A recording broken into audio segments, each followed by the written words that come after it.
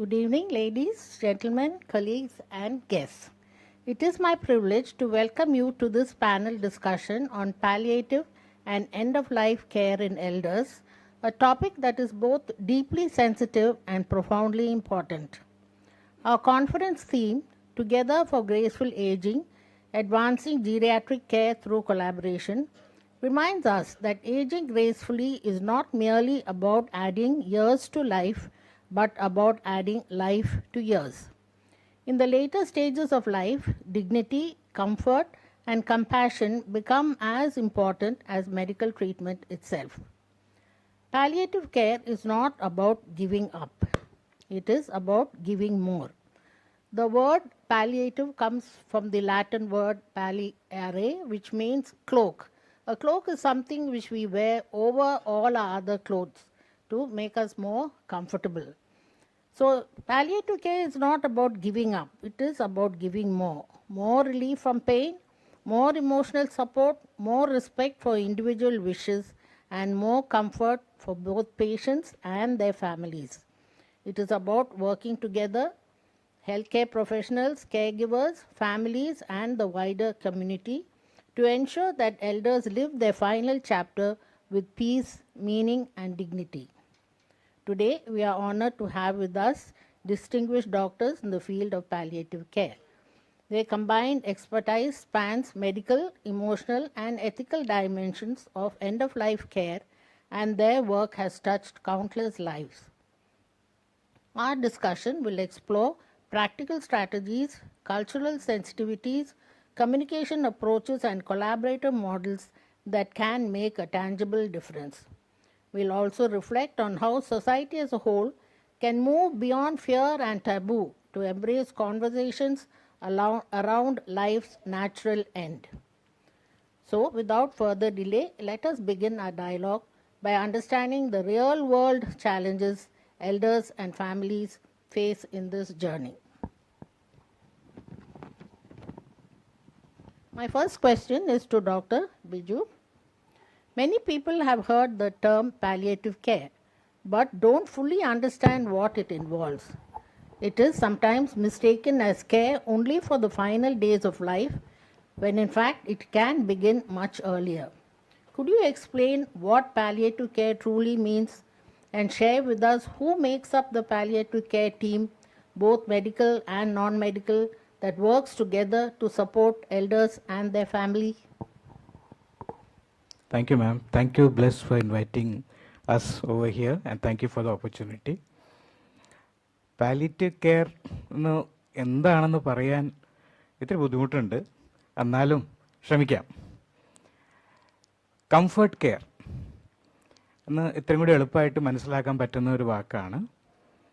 അതിൻ്റെ അർത്ഥം ഈ നമുക്ക് ആനയ്ക്ക് സുഖചികിത്സ കൊടുക്കാമെന്ന് പോലെയുള്ള സംഭവമല്ല.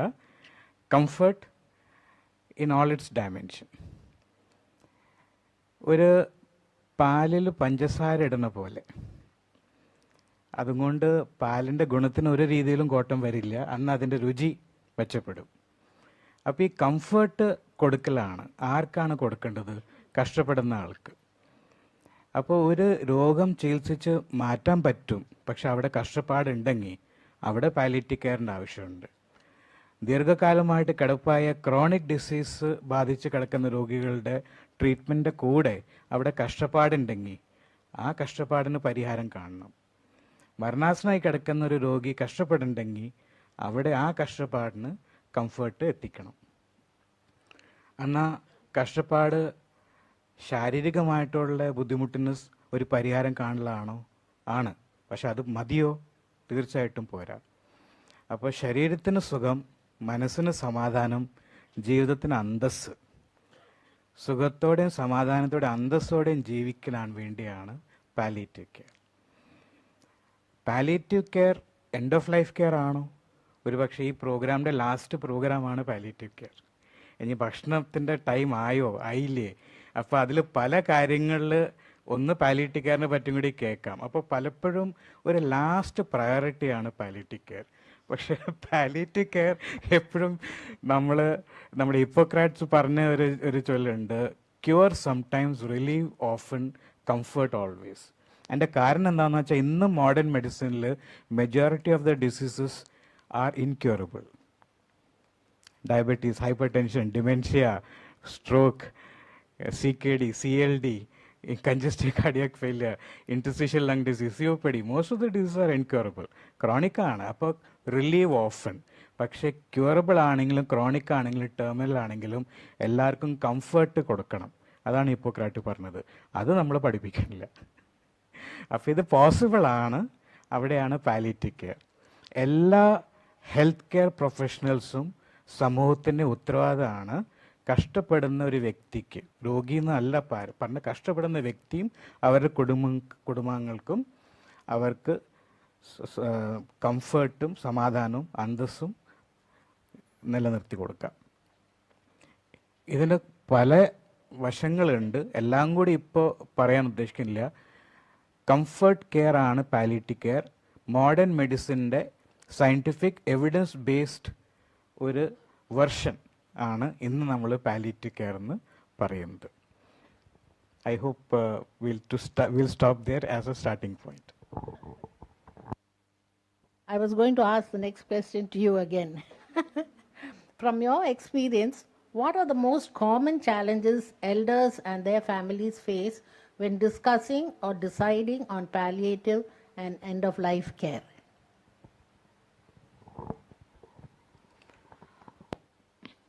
ഞാനിപ്പോൾ ഹോസ്പിറ്റലിൽ രാജഗിരിയിൽ വർക്ക് ചെയ്യുമ്പോൾ ഹോസ്പിറ്റൽ വർക്ക് കൂടാതെ കമ്മ്യൂണിറ്റി ബേസ്ഡ് ആയിട്ടുള്ള ഒരു പ്രോഗ്രാം കൂടി ആണ് ഇവിടെ ചെയ്യുന്നത്. അത് കമ്മ്യൂണിറ്റി ബേസ്ഡ് പ്രോഗ്രാം ഫ്രീ ആണ്, ചാർജബിൾ അല്ല. ഹോസ്പിറ്റൽ ബേസ്ഡ് പ്രോഗ്രാം ചാർജബിൾ ആണ്. പക്ഷേ നമ്മൾ ഫ്രീ ആയിട്ട് സർവീസ് കൊടുക്കുകയാണെങ്കിലും ചാർജബിൾ ആയിട്ട് കൊടുക്കുകയാണെങ്കിലും എൽഡർലിയുടെ കാര്യം വരുമ്പോൾ പ്രായമായിട്ടില്ലേ, അതൊക്കെ അങ്ങനെയൊക്കെ ഉണ്ടാവില്ലേ, അതൊക്കെ മതി. ചിലപ്പോൾ നമ്മൾ ഹോം കെയറിൽ പോയി കാണുന്നത് വീണു, ഒരാഴ്ച മുമ്പ് വീണതിന് ശേഷം വേദനയാണ്, ബെഡിൽ നിന്ന് അനങ്ങാൻ പറ്റില്ല. എന്തുകൊണ്ട് ഹോസ്പിറ്റലിൽ കൊണ്ടുപോയാൽ? ഹോസ്പിറ്റലിൽ കൊണ്ടുപോയാൽ വലിയ പണിയാണ്, ഇത്രയൊക്കെ പ്രായമായില്ലേ, അവിടെ കിടന്നാൽ മതി. സ്നേഹമുള്ള മക്കളാണ് ഈ പറയുന്നത്. അപ്പോൾ ഒരു ഏജിസം, പ്രായമുള്ള ആൾക്കാർക്ക് അത്രയൊക്കെ മതി, ഇത്രയൊന്നും വേണ്ട. നമുക്ക് മക്കളൊക്കെ ആണെങ്കിൽ നമുക്ക് ധൃതി പിടിച്ചു കൊണ്ടുപോകും, പ്രായമായിട്ട് അതൊക്കെ മതി. ഈ ageism I think is a major problem, ഒരു barrier for elderly to access good care, not just palliative care, good quality care. അത് മൊത്തം സമൂഹത്തിൽ ഏജിസത്തിൻ്റെ പ്രശ്നം പോലെ തന്നെ നമ്മുടെ മെഡിക്കൽ ഹെൽത്ത് കെയർ വർക്കേഴ്സിൻ്റെ ഇടയിലും ഒരു ഏജിസം ഒരു പ്രശ്നമുണ്ട്. അത് നമ്മുടെ വായനൊന്നും അറിയാതെ പ്രായക്കായില്ലേ അതൊക്കെ ഉണ്ടാവില്ലേ, പ്രായമായില്ലേ ഇത്തിരി വേദനയൊക്കെ ഉണ്ടാവും, അതൊക്കെ അതിന് ഭാഗമാണ്. പ്രായമായില്ലേ ഇത്രയൊക്കെ അതൊക്കെ കിടപ്പൊക്കെ ആവും, അതൊക്കെ അതിന് ഭാഗമാണ്. നമ്മൾ ഈ ബാരിയർ നമ്മുടെ മനസ്സിൽ നിന്ന് മാറ്റണം. ഏജ് ആവുന്നത് അതൊരു ബാരിയറായിട്ട് കാണരുത്. എൽഡർലി പേഷ്യൻസ് അത് സെക്കൻഡ് ക്ലാസ് സിറ്റിസൺ ആയിട്ട് നമ്മൾ കാണരുത്. എൻ്റെ പോയിന്റ് ഓഫ് വ്യൂ അതാണ് ഒരു major barrier I C. My next question to Dr. Matthews. In some cases, a patient's condition may progress to the point where even advanced palliative interventions no longer provide meaningful benefit and the focus shifts entirely to end-of-life care. From your experience, what are the unique needs of a terminally ill elder at this stage, physical, emotional, and spiritual? How do healthcare teams and families address them with compassion and dignity?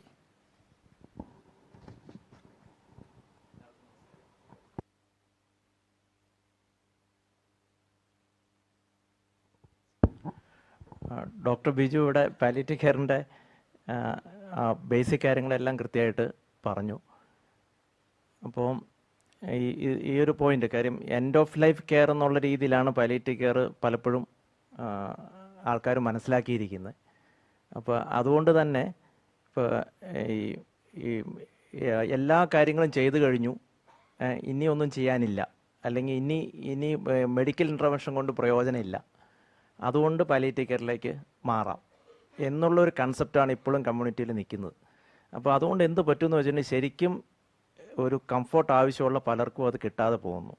കാര്യം എന്ന് വെച്ചാൽ ഇപ്പോൾ ഈ ഇപ്പോൾ ഈ palliative കെയറിൻ്റെ രോഗികളാകേണ്ടത് നമ്മളോ നമ്മുടെ വീട്ടുകാരൊക്കെ തന്നെയാണ് അങ്ങനെ ഒരു കാലഘട്ടത്തിലാവേണ്ടത് ഇതായിട്ട്.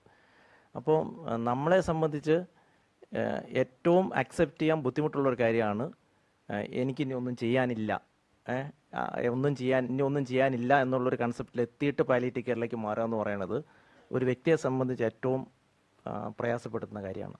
അതുപോലെ വീട്ടുകാരെ സംബന്ധിച്ചും അങ്ങനെ തന്നെയാണ്. ഇപ്പോൾ എൻ്റെ അമ്മ, എൻ്റെ അച്ഛൻ, എൻ്റെ മക്കൾ, ഭാര്യ, അപ്പോൾ അവർക്ക് ഇനി ഒന്നും ചെയ്യാനില്ല, ഇത് മാത്രമേ ഉള്ളൂ എന്നുള്ള രീതിയിൽ മാറ്റണം എന്ന് പറയുന്നത് വീട്ടുകാർക്കും വലിയ പ്രശ്നമാണ്.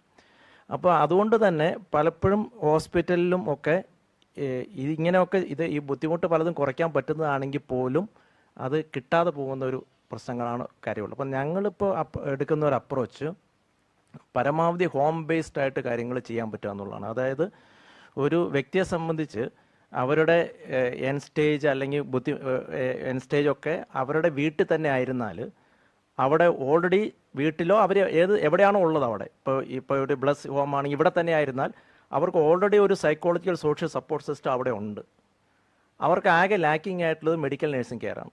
ഈ രണ്ടും അവിടെ പ്രൊവൈഡ് ചെയ്യാൻ പറ്റിയാൽ അവർക്ക് ഏറ്റവും നല്ലൊരു കംഫർട്ട് കെയറാണ് കിട്ടാനായിട്ട് പോകുന്നത്.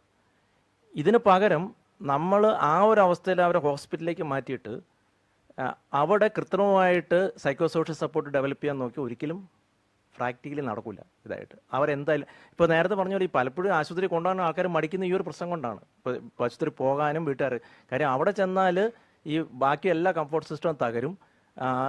അങ്ങനെ ഒത്തിരി പ്രശ്നത്തിലേക്ക് അത് പോകാറുണ്ട് ഇതായിട്ട്. അപ്പോൾ ഏറ്റവും ഏജ്ഡ് ആയിട്ടുള്ള ആളുകളെ സംബന്ധിച്ച് അവരുടെ ഉള്ള സിസ്റ്റത്തിൽ നിന്നുകൊണ്ട് അവരുടെ ഉള്ള കംഫോർട്ട് സിസ്റ്റം ഒന്നും തകർത്ത് കളയാതെ എവിടെയാണോ ലാക്ക് അത് അവർക്ക് പ്രൊവൈഡ് ചെയ്യാൻ പറ്റണം. ആ മെഡിക്കൽ നഴ്സിംഗ് കെയർ അവരുടെ ബാക്കി എല്ലാ സിസ്റ്റത്തിൽ നിന്ന് പ്രൊവൈഡ് ചെയ്യാൻ കഴിയുക എന്നുള്ളതാണ് ഏജിങ്ങിൻ്റെയും ടെർമിനൽ കെയറിൻ്റെ ഏത് കെയർ ആണെങ്കിലും ഏറ്റവും പ്രധാനപ്പെട്ട കാര്യം. So how would you define graceful aging in the context of patients approaching the end of life? അല്ല, ഗ്രേസ്ഫുൾ ഏജിങ് എന്ന് പറയുമ്പോൾ അത് എൻഡ് ഓഫ് ലൈഫിൽ അങ്ങനെ ഒരു ഇതിലേക്കല്ല നമ്മൾ നോക്കേണ്ടത്. ശരിക്കും ഗ്രേസ്ഫുൾ ഏജിങ് എന്ന് പറയുമ്പോൾ നമ്മുടെ നമുക്ക് സംതൃപ്തി നൽകുന്ന ഡയറ്റ് ആയിരിക്കണം, ഒരു ആക്ടിവിറ്റി ക്ലിയർ ആയിരിക്കണം, നമ്മുടെ ഒരു സോഷ്യൽ ഇൻക്ലൂഷൻ ഉണ്ടാവണം, നമുക്കൊരു വർത്ത് ഉണ്ടെന്നുള്ള ഇത് വേണം, കോൺഫിഡൻസ് ഉണ്ടാവണം, അങ്ങനെ ഒത്തിരി കാര്യങ്ങൾ അതിനകത്ത് വരുന്നുണ്ട്. അപ്പോൾ അത് ഈ എൻഡ് ഓഫ് ലൈഫ് ആകുമ്പോഴോ ഒരാൾക്കൊരു ബുദ്ധിമുട്ടുമ്പോൾ ആകുമ്പോഴോ ചിന്തിക്കേണ്ട ഒരു കാര്യമല്ല. അത് നേരത്തെ തന്നെ ആൾക്കാർ ഇപ്പോൾ ഭാവിയിൽ എന്തൊക്കെ പ്രോബ്ലംസ് വരാൻ സാധ്യതയുണ്ട്, അങ്ങനെ പ്രോബ്ലംസ് വരാതിരിക്കാൻ ഞാൻ എന്ത് ചെയ്യണം, അങ്ങനെ വന്നാൽ തന്നെ അത് എങ്ങനെ മാനേജ് ചെയ്യണം, ഇത് എത്രയും നേരത്തെ പഠിച്ചു വയ്ക്കാവോ അത്രയും നല്ലതാണ്. ഇപ്പോൾ ഡിമെൻഷ്യ ആണെങ്കിലും ഇപ്പോൾ ഒരു നമ്മൾ കിടപ്പിലായ എന്ത് ചെയ്യണം, ഒരു വീണാൽ എന്ത് ചെയ്യണം, അങ്ങനെ എല്ലാ കാര്യങ്ങളെ പറ്റിയും പരമാവധി അറിവ് ആളുകൾക്കുണ്ടാവുന്നത് എപ്പോഴും നല്ലതാണ്. അപ്പോൾ ഗ്രേസ്ഫുൾ ഏജിങ് നമുക്ക് വേണമെങ്കിൽ അത് ഏജ് ആകുമ്പോൾ ആലോചിച്ചാൽ പോരാ, നേരത്തെ തന്നെ ആൾക്കാർ അതിനെപ്പറ്റി, അതുകൊണ്ടാണ് ചെറുപ്പത്തിൽ തന്നെ ഈ കാര്യങ്ങളൊക്കെ പഠിപ്പിക്കുന്നത് വളരെ നല്ലതാണ്. ഏജിങ്ങിൻ്റെ പ്രോസസ്സ് എങ്ങനെയാണ്, എന്തൊക്കെ ബുദ്ധിമുട്ടുകൾ വരാം, എങ്ങനെ മാനേജ് ചെയ്യണം, പ്രശ്നങ്ങൾ വരാതെ എന്ന് നോക്കണം, വന്നാൽ എന്ത് ചെയ്യണം, ഇതൊക്കെ നേരത്തെ തന്നെ പഠിപ്പിക്കുക എന്നുള്ളത് മാത്രമേ അങ്ങനെയാണെങ്കിൽ നല്ല ഗ്രേസ്ഫുൾ ഏജിങ് ഉണ്ടാവും. Yeah, that is graceful aging. Maybe I was thinking in terms of dignity in a person who's dying, end of life care. How do we give them that dignity? How can healthcare teams, caregivers and families work together more effectively to ensure care aligned with the elders' wishes? അവർക്ക് എന്താ താല്പര്യം അതനുസരിച്ച് ചെയ്യാം. അവിടെയാണ് ഈ എൽഡേഴ്സിൻ്റെ താല്പര്യം എന്തെന്ന് ഈ ആ അവസ്ഥയിൽ മനസ്സിലാക്കുക എന്ന് പറഞ്ഞാൽ ടു ലേറ്റ് ആണ് ഇതായിട്ട്. അപ്പം ഇത് ഈ ഫാമിലിയും ആ സമയത്ത് ആകെ ഇപ്പോൾ ഒരാൾ പെട്ടെന്നൊരു വീട്ടിലൊരു ബുദ്ധിമുട്ട് വന്നു, അപ്പോൾ ഫാമിലി ആകെ എംബാരസ്ഡ് ആയിട്ട് നിൽക്കുകയാണ്. ഇപ്പം എൻ്റെ ഫാദർ 93 വയസ്സ്, അതിന് മുമ്പൊരു 92 വയസ്സായപ്പോൾ ഒരു സ്ട്രോക്ക് പോലെ വന്നപ്പോൾ ആശുപത്രി പോയി അവിടെ CT സ്കാൻ എടുത്ത് ഉടൻ തന്നെ പറഞ്ഞു ICUലേക്ക് മാറണം. അപ്പം എൻ്റെ ഫാദർ ഞാൻ വീട്ടിൽ മരക്കട്ടിലല്ലേ കിടക്കുകയുള്ളൂ, കാര്യം പണ്ട് സ്പോണ്ടൈലോസിൻ്റെ പ്രശ്നമുള്ളതുകൊണ്ട് ഒരു ചെറിയ തലവണയോ ഒരു ബെഡോ ഇട്ടാൽ അപ്പോൾ ആള് പ്രശ്നമാവും, ഉറങ്ങില്ല ഇതായിട്ട്. മാത്രമല്ല ഉറങ്ങാതിരുന്നിട്ടുണ്ടെങ്കിൽ മൊത്തം പ്രശ്നമാണ്, എല്ലാവരുമായിട്ട് പ്രശ്നം ഉണ്ടാക്കും. അപ്പോൾ എനിക്ക് ഉറപ്പാണ് ICU കയറിയിട്ടുണ്ടെങ്കിൽ അവിടെ മൊത്തം ഇഷ്യൂ ആയിരിക്കും, കൈ കെട്ടിയിടേണ്ട വരും, അത് ഇതിലേക്ക് തന്നെ പോവും ഇതായിട്ട്. അപ്പോൾ ഞാൻ ഇത് വെച്ചിട്ട് അവിടുത്തെ ട്രീറ്റ്മെൻറ്റ് ഡോക്ടറോട് പറഞ്ഞു, ഫാദറിന് ഇങ്ങനെ ഓരോ ഇഷ്യൂസ് ഉണ്ട്, അപ്പോൾ റൂമിൽ നിൽക്കാൻ എന്തെങ്കിലും അവസ്ഥയുണ്ടോ, ഞാൻ നിന്നോളാം. പക്ഷേ ഇപ്പോൾ മെഡിക്കൽ സിസ്റ്റത്തിൻ്റെ നമ്മളൊരു ഹോസ്പിറ്റൽ ബേസ്ഡ് സിസ്റ്റത്തിൻ്റെ ഒരു പ്രശ്നമാണ് ഞാൻ അതിലേക്ക് അപ്പോൾ പറഞ്ഞു അത് ഇതിൻ്റെ പ്രോട്ടോകോള് ICUവിൽ നോക്കണം എന്നുള്ളതാണ്. അപ്പോൾ ഞാൻ വീണ്ടും പറഞ്ഞു ഞാൻ ഡോക്ടറാണ്, ഞാൻ നോക്കിയോളാം, എന്താണെന്ന് പറഞ്ഞാൽ തന്നാൽ മതി, എന്താ നോക്കണമെന്ന് പറഞ്ഞാൽ മതി, ഞാൻ നോക്കിയോളാം എന്ന്. എന്നിട്ട് അവസാനം സീനിയർ ഡോക്ടറെ വിളിച്ചിട്ട് പറഞ്ഞു ഫാദറിൻ്റെ എന്ത് പ്രശ്നം വന്നാലും ഏറ്റെടുക്കുമെന്ന് എഴുതി തരാമെങ്കിൽ റൂമിൽ നിൽക്കാൻ എഴുതിക്കാമെന്ന് പറഞ്ഞു. അപ്പം ഞാൻ തിരിച്ച് ചോദിക്കണമെന്ന് ഓർത്താൽ, അപ്പം ഞാൻ എഴുത്തുന്നില്ലെങ്കിൽ നിങ്ങൾ പ്രശ്നം ഏറ്റെടുക്കുമെന്ന് ചോദിക്കണമെന്ന് ഓർത്താണ്. എന്തായാലും ഞാൻ അത് എഴുതി കൊടുത്തു, എന്നിട്ട് റൂമിൽ നിന്നു. പിറ്റേ ദിവസവും ഡോക്ടർ വന്നപ്പോൾ ഞാൻ ചോദിച്ചു, ഇത് അല്ല എന്നോട് പറഞ്ഞു ICUവിലേക്ക് മാറ്റുന്നതായിരിക്കും നല്ലതെന്ന്. ഫാദർ ബെറ്റർ ആവുകയും ചെയ്തു കേട്ടോ. അപ്പോൾ ഞാൻ സാറിന് ചോദിച്ചു, അപ്പോഴാണ് ഡോക്ടർ യഥാർത്ഥ കാര്യം പറഞ്ഞത്. ഇവിടെ വാടി കിടന്നാൽ നേഴ്സിംഗ് കെയർ ഒന്നും കിട്ടില്ല. ICUവിലാണെങ്കിൽ എല്ലാ കാര്യവും മോണിറ്റർ ചെയ്യാനുള്ള നേഴ്സസും കാര്യങ്ങളുണ്ട്, അവർ കൃത്യമായിട്ട് ചെയ്യുമെന്ന് ഞങ്ങൾക്ക് ഉറപ്പാണ്, അതുകൊണ്ടാണ് ഈ മാറ്റണമെന്ന്. അപ്പോൾ ഞാൻ പറഞ്ഞത് ഡോക്ടറെ പേടിക്കേണ്ട, ഞാൻ എല്ലാ കാര്യവും ഇവിടെ നോക്കിയോളാം, നേഴ്സിൻ്റെ പണി ഞാനിവിടെ ചെയ്തോളാം എന്ന് പറഞ്ഞപ്പോൾ എന്നെ ഇവിടെ നിൽക്കാൻ വെച്ചു. അപ്പോൾ ഞാൻ അനുഭവിച്ചൊരു പ്രഷർ ഇതാണെങ്കിൽ ഒരു സാധാരണ വ്യക്തി ഇങ്ങനെ വന്നിട്ടുണ്ടെങ്കിൽ അനുഭവിക്കുന്ന പ്രഷർ എന്തായിരിക്കും? കാര്യം അവർ ആ സിറ്റുവേഷനിൽ വരുമ്പോൾ എന്താ ചെയ്യേണ്ടത്, എങ്ങനെയാണ് ചെയ്യേണ്ടതെന്ന് അറിയാണ്ട് വരുമ്പോൾ ഒരു ഡോക്ടറുടെ ഒരു അറിവും അവിടുത്തെ ഹോസ്പിറ്റലിൻ്റെ സൗകര്യവും വെച്ചിട്ട് അതിനെ മുഴുവൻ ഹോസ്പിറ്റലിൻ്റെ ഒരു ഈസിനെസ്സിന് വേണ്ടി ഗൈഡ് ചെയ്യുവാണ് ഇതായിട്ട്. ആ വ്യക്തിയുടെ ബാക്കി ഒരു കാര്യം അവിടെ നോക്കുന്നില്ല. അപ്പോൾ ഇത് നമ്മൾ ആ ഒരു അതിപ്പോൾ അവിടെ ട്രീറ്റ് ചെയ്ത ഡോക്ടറോ നേഴ്സോ മോശമായതുകൊണ്ടോ അവർക്ക് മനുഷ്യത്വം ഇല്ലാത്തതുകൊണ്ടോ നല്ല സംഭവിച്ചത്, സിസ്റ്റം അങ്ങനെ ആയതുകൊണ്ടാണ് ആ രീതി വന്നത്. അപ്പോൾ നമ്മുടെ ഹോസ്പിറ്റൽ സിസ്റ്റത്തിന് പരിമിതികളുണ്ട് എന്ന് നമ്മൾ മനസ്സിലാക്കണം. അത് കുറേ സമയത്ത് നമ്മൾ മനസ്സിലാക്കിയിട്ടുണ്ട്. കോവിഡ് വന്നപ്പോൾ നമുക്ക് മനസ്സിലായി. കോവിഡ് വന്നപ്പോൾ നമ്മൾ പറഞ്ഞു നിങ്ങൾ ആരും ഹോസ്പിറ്റലിലേക്ക് വരേണ്ട, വീട്ടിൽ തന്നെ ഇരുന്നാൽ മതി, ഞങ്ങൾ പരമാവധി കയറി വീട്ടിലെത്തിക്കാമെന്ന് പറഞ്ഞു ഇതായിട്ട്. അങ്ങനെ ചെയ്യുകയും ചെയ്തു. കോവിഡ് മുഴുവൻ അവിടെ ആ സമയത്ത് എല്ലാം വീട്ടിൽ മാനേജ് ചെയ്തു. അപ്പോൾ ഈ ഒരു കാര്യം നമ്മൾ ഹോസ്പിറ്റലിൽ വെച്ചിട്ട് ഇത് എത്രയൊക്കെ അപ്പോൾ ചില കാര്യങ്ങൾ ഹോസ്പിറ്റലിൽ വേണ്ടി വരും, പക്ഷേ ഹോസ്പിറ്റലിൽ വേണ്ട കാര്യത്തിനും അവിടുത്തെ എക്സ്പെർട്ടൈസ് വേണ്ട കാര്യത്തിനും മാത്രമേ അങ്ങോട്ട് നിൽക്കാവൂ. ബാക്കി എല്ലാ കാര്യങ്ങളും അപ്പോൾ അവരവരുള്ള സ്ഥലത്ത് ചെയ്യാനുള്ള സൗകര്യം ഉണ്ടാക്കിയാലാണ് നമ്മൾ ഈ ഗ്രേസ്ഫുൾ ഡെത്തോ അല്ലെങ്കിൽ ഗ്രേസ്ഫുൾ എൻഡ് ഓഫ് ലൈഫ് എന്ന് പറഞ്ഞ സാധനം പ്രാക്ടിക്കലായിട്ട് വരികയുള്ളൂ. But this palliative care, as I understand, is not something that always ends in death, right? You can recover and live for another few months or maybe even years if your palliative care is covering maybe cardiac problems or respiratory problems. So it doesn't always have to end in end of life, right? Okay. Other ആൾക്കാർക്ക് പറഞ്ഞ് മനസ്സിലാക്കുന്നതൊക്കെ, is it a difficult thing? അല്ല, പിന്നെ നേരത്തെ പറഞ്ഞ പോലെ നമ്മളിന്നത് ഇത് last programme ആക്കിയത് തന്നെ അത് സിംബോളിക്കാണ്. പാലിയേറ്റീവ് കെയർ ഫസ്റ്റ് പ്രോഗ്രാം ആവണമായിരുന്നു. കാരണം എന്താണ്, ഞാൻ കാര്യം പറയാം. നിങ്ങൾ ഓഡിയൻസിൻ്റെ അടുത്ത് ചോദിക്കുകയാണ്, സുഖത്തോടെയും സമാധാനത്തോടെയും അന്തസ്സോടെയും ഇത്തിരി അധികം നാൾ ജീവിക്കാൻ ഉള്ളൊരു സൂത്രമുണ്ടെങ്കിൽ നിങ്ങൾക്ക് താല്പര്യം ഉണ്ടാവൂ? അല്ലേ? അത് പാലിയേറ്റീവ് കെയർ ആണ്. കാരണം നിങ്ങളുടെ രോഗം എന്തും ആയിക്കോട്ടെ, അത് ഇപ്പോൾ ക്യൂറബിൾ, ഒരു ഇൻഫെക്ഷൻ വന്ന ആൻറ്റിബയോട്ടിക് കൊടുത്താൽ പോരെ, എന്തിന് പാരസെറ്റമോൾ കൊടുക്കണം? ആ പനി വരുമ്പോൾ അതും കൊണ്ടുണ്ടാവുന്ന ഒരു സുഖമില്ലായ്മയ്ക്ക് പാലിയേഷൻ പാരസെറ്റമോളാണ്, ട്രീറ്റ്മെൻറ്റ് ആൻറ്റിബയോട്ടിക്കാണ്. അപ്പോൾ നിങ്ങൾക്ക് ചികിത്സിച്ച് ഭേദമാക്കാൻ പറ്റുന്ന രോഗമാണെങ്കിലും ക്രോണിക് ഡിസീസ് ആണെങ്കിലും ടെർമിനൽ മെഡിക്കൽ കണ്ടീഷൻ ആണെങ്കിലും പാലിയേറ്റീവ് കെയർ കൊണ്ട് നിങ്ങളുടെ രോഗത്തിൻ്റെ ചികിത്സയ്ക്ക് ഉണ്ടെങ്കിലും ഇല്ലെങ്കിലും സുഖത്തോടെയും സമാധാനത്തോടെയും അന്തസ്സോടെയും ഇത്തിരി അധികം നാൾ ജീവിക്കാൻ പറ്റുമെന്ന് പറയാൻ കാരണം most of the studies have shown that when you apply palliative care, not only you improve quality of life, you improve quantity of life.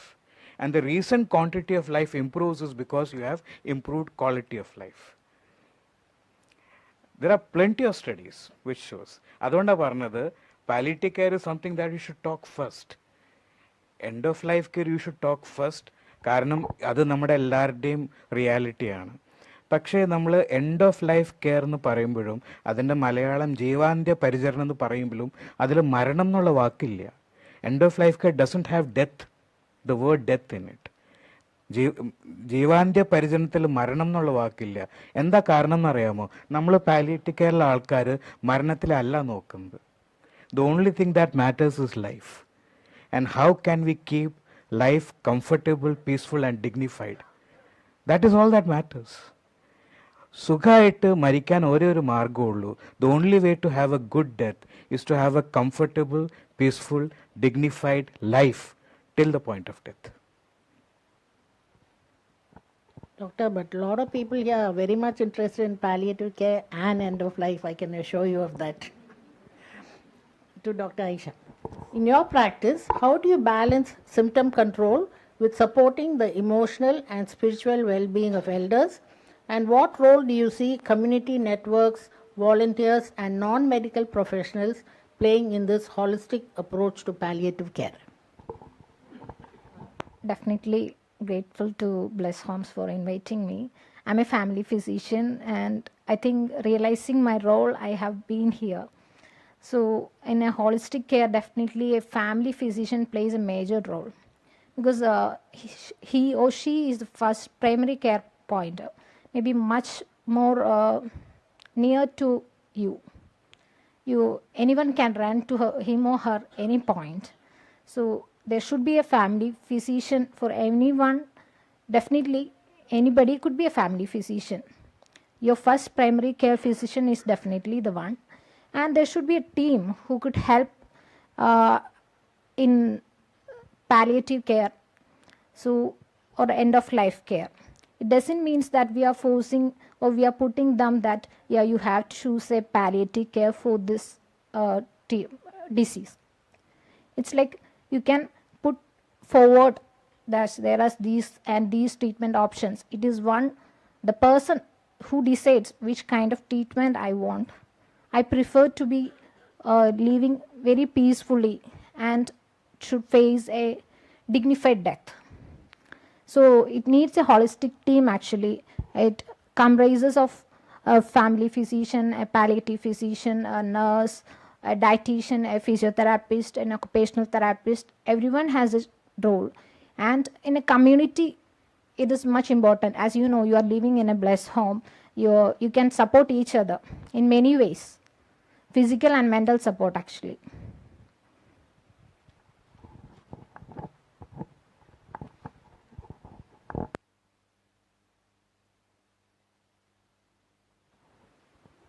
To Dr. Matthew. How can we break the taboo and cultural hesitations around discussing death and dying, especially in the Indian context? അത് വലിയ പ്രശ്നമാണ്. കാര്യം ഇത് എല്ലായിടത്തും ഈ ഒരു പ്രശ്നമുണ്ട്. Death എന്ന് കേൾക്കുമ്പോൾ എല്ലാവർക്കും പേടിയാണ്. ചുരുക്കി പറഞ്ഞാൽ മരണം എന്ന് പറയാൻ തന്നെ പേടിയാണ് ഇതായിട്ട്. ഇപ്പം ഞാൻ പലപ്പോഴും ഈ പത്രത്തിൽ കാണാറുണ്ട്, ഇപ്പോൾ ഈ വലിയ സെലിബ്രിറ്റീസ് അല്ലെങ്കിൽ വലിയ ആൾക്കാരൊക്കെ മരിച്ചാൽ രക്ഷപ്പെട്ടാൽ ഏത് ഹോസ്പിറ്റലാണെന്നുള്ള പറയും. അതായത് ഇന്ന ഹോസ്പിറ്റലിൽ ചികിത്സ നേടി ഇന്ന ഗുണം ഉണ്ടായെന്നുള്ള പറയും. മരിച്ചാൽ നഗരത്തിലൊരു സ്വകാര്യ ആശുപത്രി മരിച്ചു എന്നേ പറയുള്ളൂ. അപ്പോൾ ആശുപത്രിക്കാർക്ക് വരെ മരിച്ചു എന്ന് പറയാൻ ഭയങ്കര പേടിയാണ്. അതിന് എൻ്റെ ആശുപത്രിയിൽ ഒരു മരണം നടന്നെന്ന് പറയാനായിട്ട് എല്ലാ ആശുപത്രിക്കാർക്കും ഭയങ്കര നാണോ മടിയോ എന്താണ് ഇതായിട്ട്. അതിൻ്റെ പ്രശ്നം എന്താണെന്ന് വെച്ചിട്ടുണ്ടെങ്കിൽ, പണ്ട് ഹോസ്പിറ്റൽ വാർഡിൽ രോഗികൾ മരിക്കുമായിരുന്നു. ഇപ്പോൾ ഏതെങ്കിലും ഹോസ്പിറ്റലിൽ, വലിയ ഹോസ്പിറ്റലിൽ വാർഡിൽ രോഗി മരിക്കൂ? ഇല്ല. അവരെ ICU കയറ്റി വെന്റിലേറ്റർ ഇട്ടിട്ടേ മരിക്കുള്ളൂ ആയിട്ട്. കാര്യം വാർഡിൽ മരിക്കുന്നത് എന്തോ മരിക്കാൻ പാടില്ലാത്ത കാര്യമെന്നുള്ള ചിന്തയാണ് ഉണ്ടാക്കി വിട്ടിരിക്കുന്നത് നമ്മൾ ഇതായിട്ട്. അതുകൊണ്ട് ഞാൻ എല്ലാ ഇതിലും ശ്രദ്ധിച്ചിട്ടുള്ളൂ, ഒരൊറ്റ ഹോസ്പിറ്റലും വാർഡിൽ മരിക്കില്ല. കാര്യം വാർഡിൽ വീട്ടുകാരുടെ മുമ്പിൽ വെച്ച് മരിക്കുന്നത് എന്തോ വലിയ പ്രശ്നമാണ്. അത് ഹോസ്പിറ്റലിൽ ഒരു മോശമായിട്ട് കണക്കാക്കുന്നുള്ള ധാരണയിൽ അവരപ്പോൾ തന്നെ അവിടെ ഉടൻ തന്നെ കയറ്റി സ്പീഡിൽ ഉന്തി ICUവിനകത്ത് കയറ്റിയിട്ട് അവിടെ വെന്റിലേറ്റർ ഇട്ട്, അതിപ്പോൾ ക്യാൻസറിൻ്റെ എല്ലാവർക്കും മരിക്കുമെന്ന് അറിയാവുന്ന ആളാണെങ്കിൽ പോലും വാർഡിൽ മരിക്കാനുള്ള ഇതില്ലതായിട്ട്. അപ്പോൾ അത്രയ്ക്ക് ടാബു ആണ് ഹോസ്പിറ്റൽസ് മരണത്തിൻ്റെ കാര്യത്തിൽ സൃഷ്ടിച്ചുകൊണ്ടിരിക്കുന്നത്. ജനങ്ങൾക്ക് വലിയ ടാബു ഒന്നുമില്ല. ജനങ്ങളിപ്പോൾ തമിഴ്നാട്ടിലൊക്കെ ബാക്കി ചെന്നാൽ അവർക്ക് സാധാരണ പോലെ ആൾക്കാർ മരിക്കുന്നു, വീട്ടിൽ മരിക്കുന്നു, അത് വീട്ടിലാരെങ്കിലും വന്നത് നോക്കും, ഇതൊക്കെ ചെയ്യും. നമ്മുടെ ഈ പ്രൊഫഷണൽ സിസ്റ്റമാണ് അല്ലെങ്കിൽ ഹോസ്പിറ്റൽ സിസ്റ്റമാണ് മരണത്തെ ഇത്ര വലിയ ടാബുവിലേക്ക് എത്തിച്ചിട്ടുള്ളത്. അപ്പോൾ അത് വിവരമില്ലാത്തതിൻ്റെ പ്രശ്നമൊന്നുമല്ല, വിവരം കൂടിയതിൻ്റെ പ്രശ്നവും അത് വേറെ പല ഇൻഡസ്ട്രി ആയിട്ടൊക്കെ ലിങ്ക് ചെയ്യുന്നതിൻ്റെ ഒക്കെ പ്രശ്നത്തിലാണ് അത് അവസാനം എത്തുന്നത്.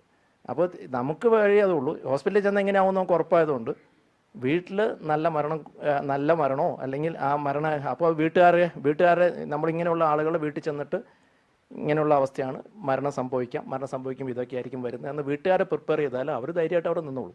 പിന്നെ അവർക്ക് നിൽക്കാനുള്ള പ്രയാസം എന്താണ്? ഇടയ്ക്ക് ശ്വാസം മുട്ട് കൂടി കണ്ടു നിൽക്കാൻ പ്രയാസമാണ് അല്ലേ? അപ്പോൾ ശ്വാസം മുട്ട് കൂടിയപ്പോൾ ശ്വാസം മുട്ടിൻ്റെ മരുന്ന് വെച്ചാൽ ബുദ്ധിമുട്ടാകും, കുറയും. പക്ഷെ അത് വീട്ടിലാരും വെക്കില്ല.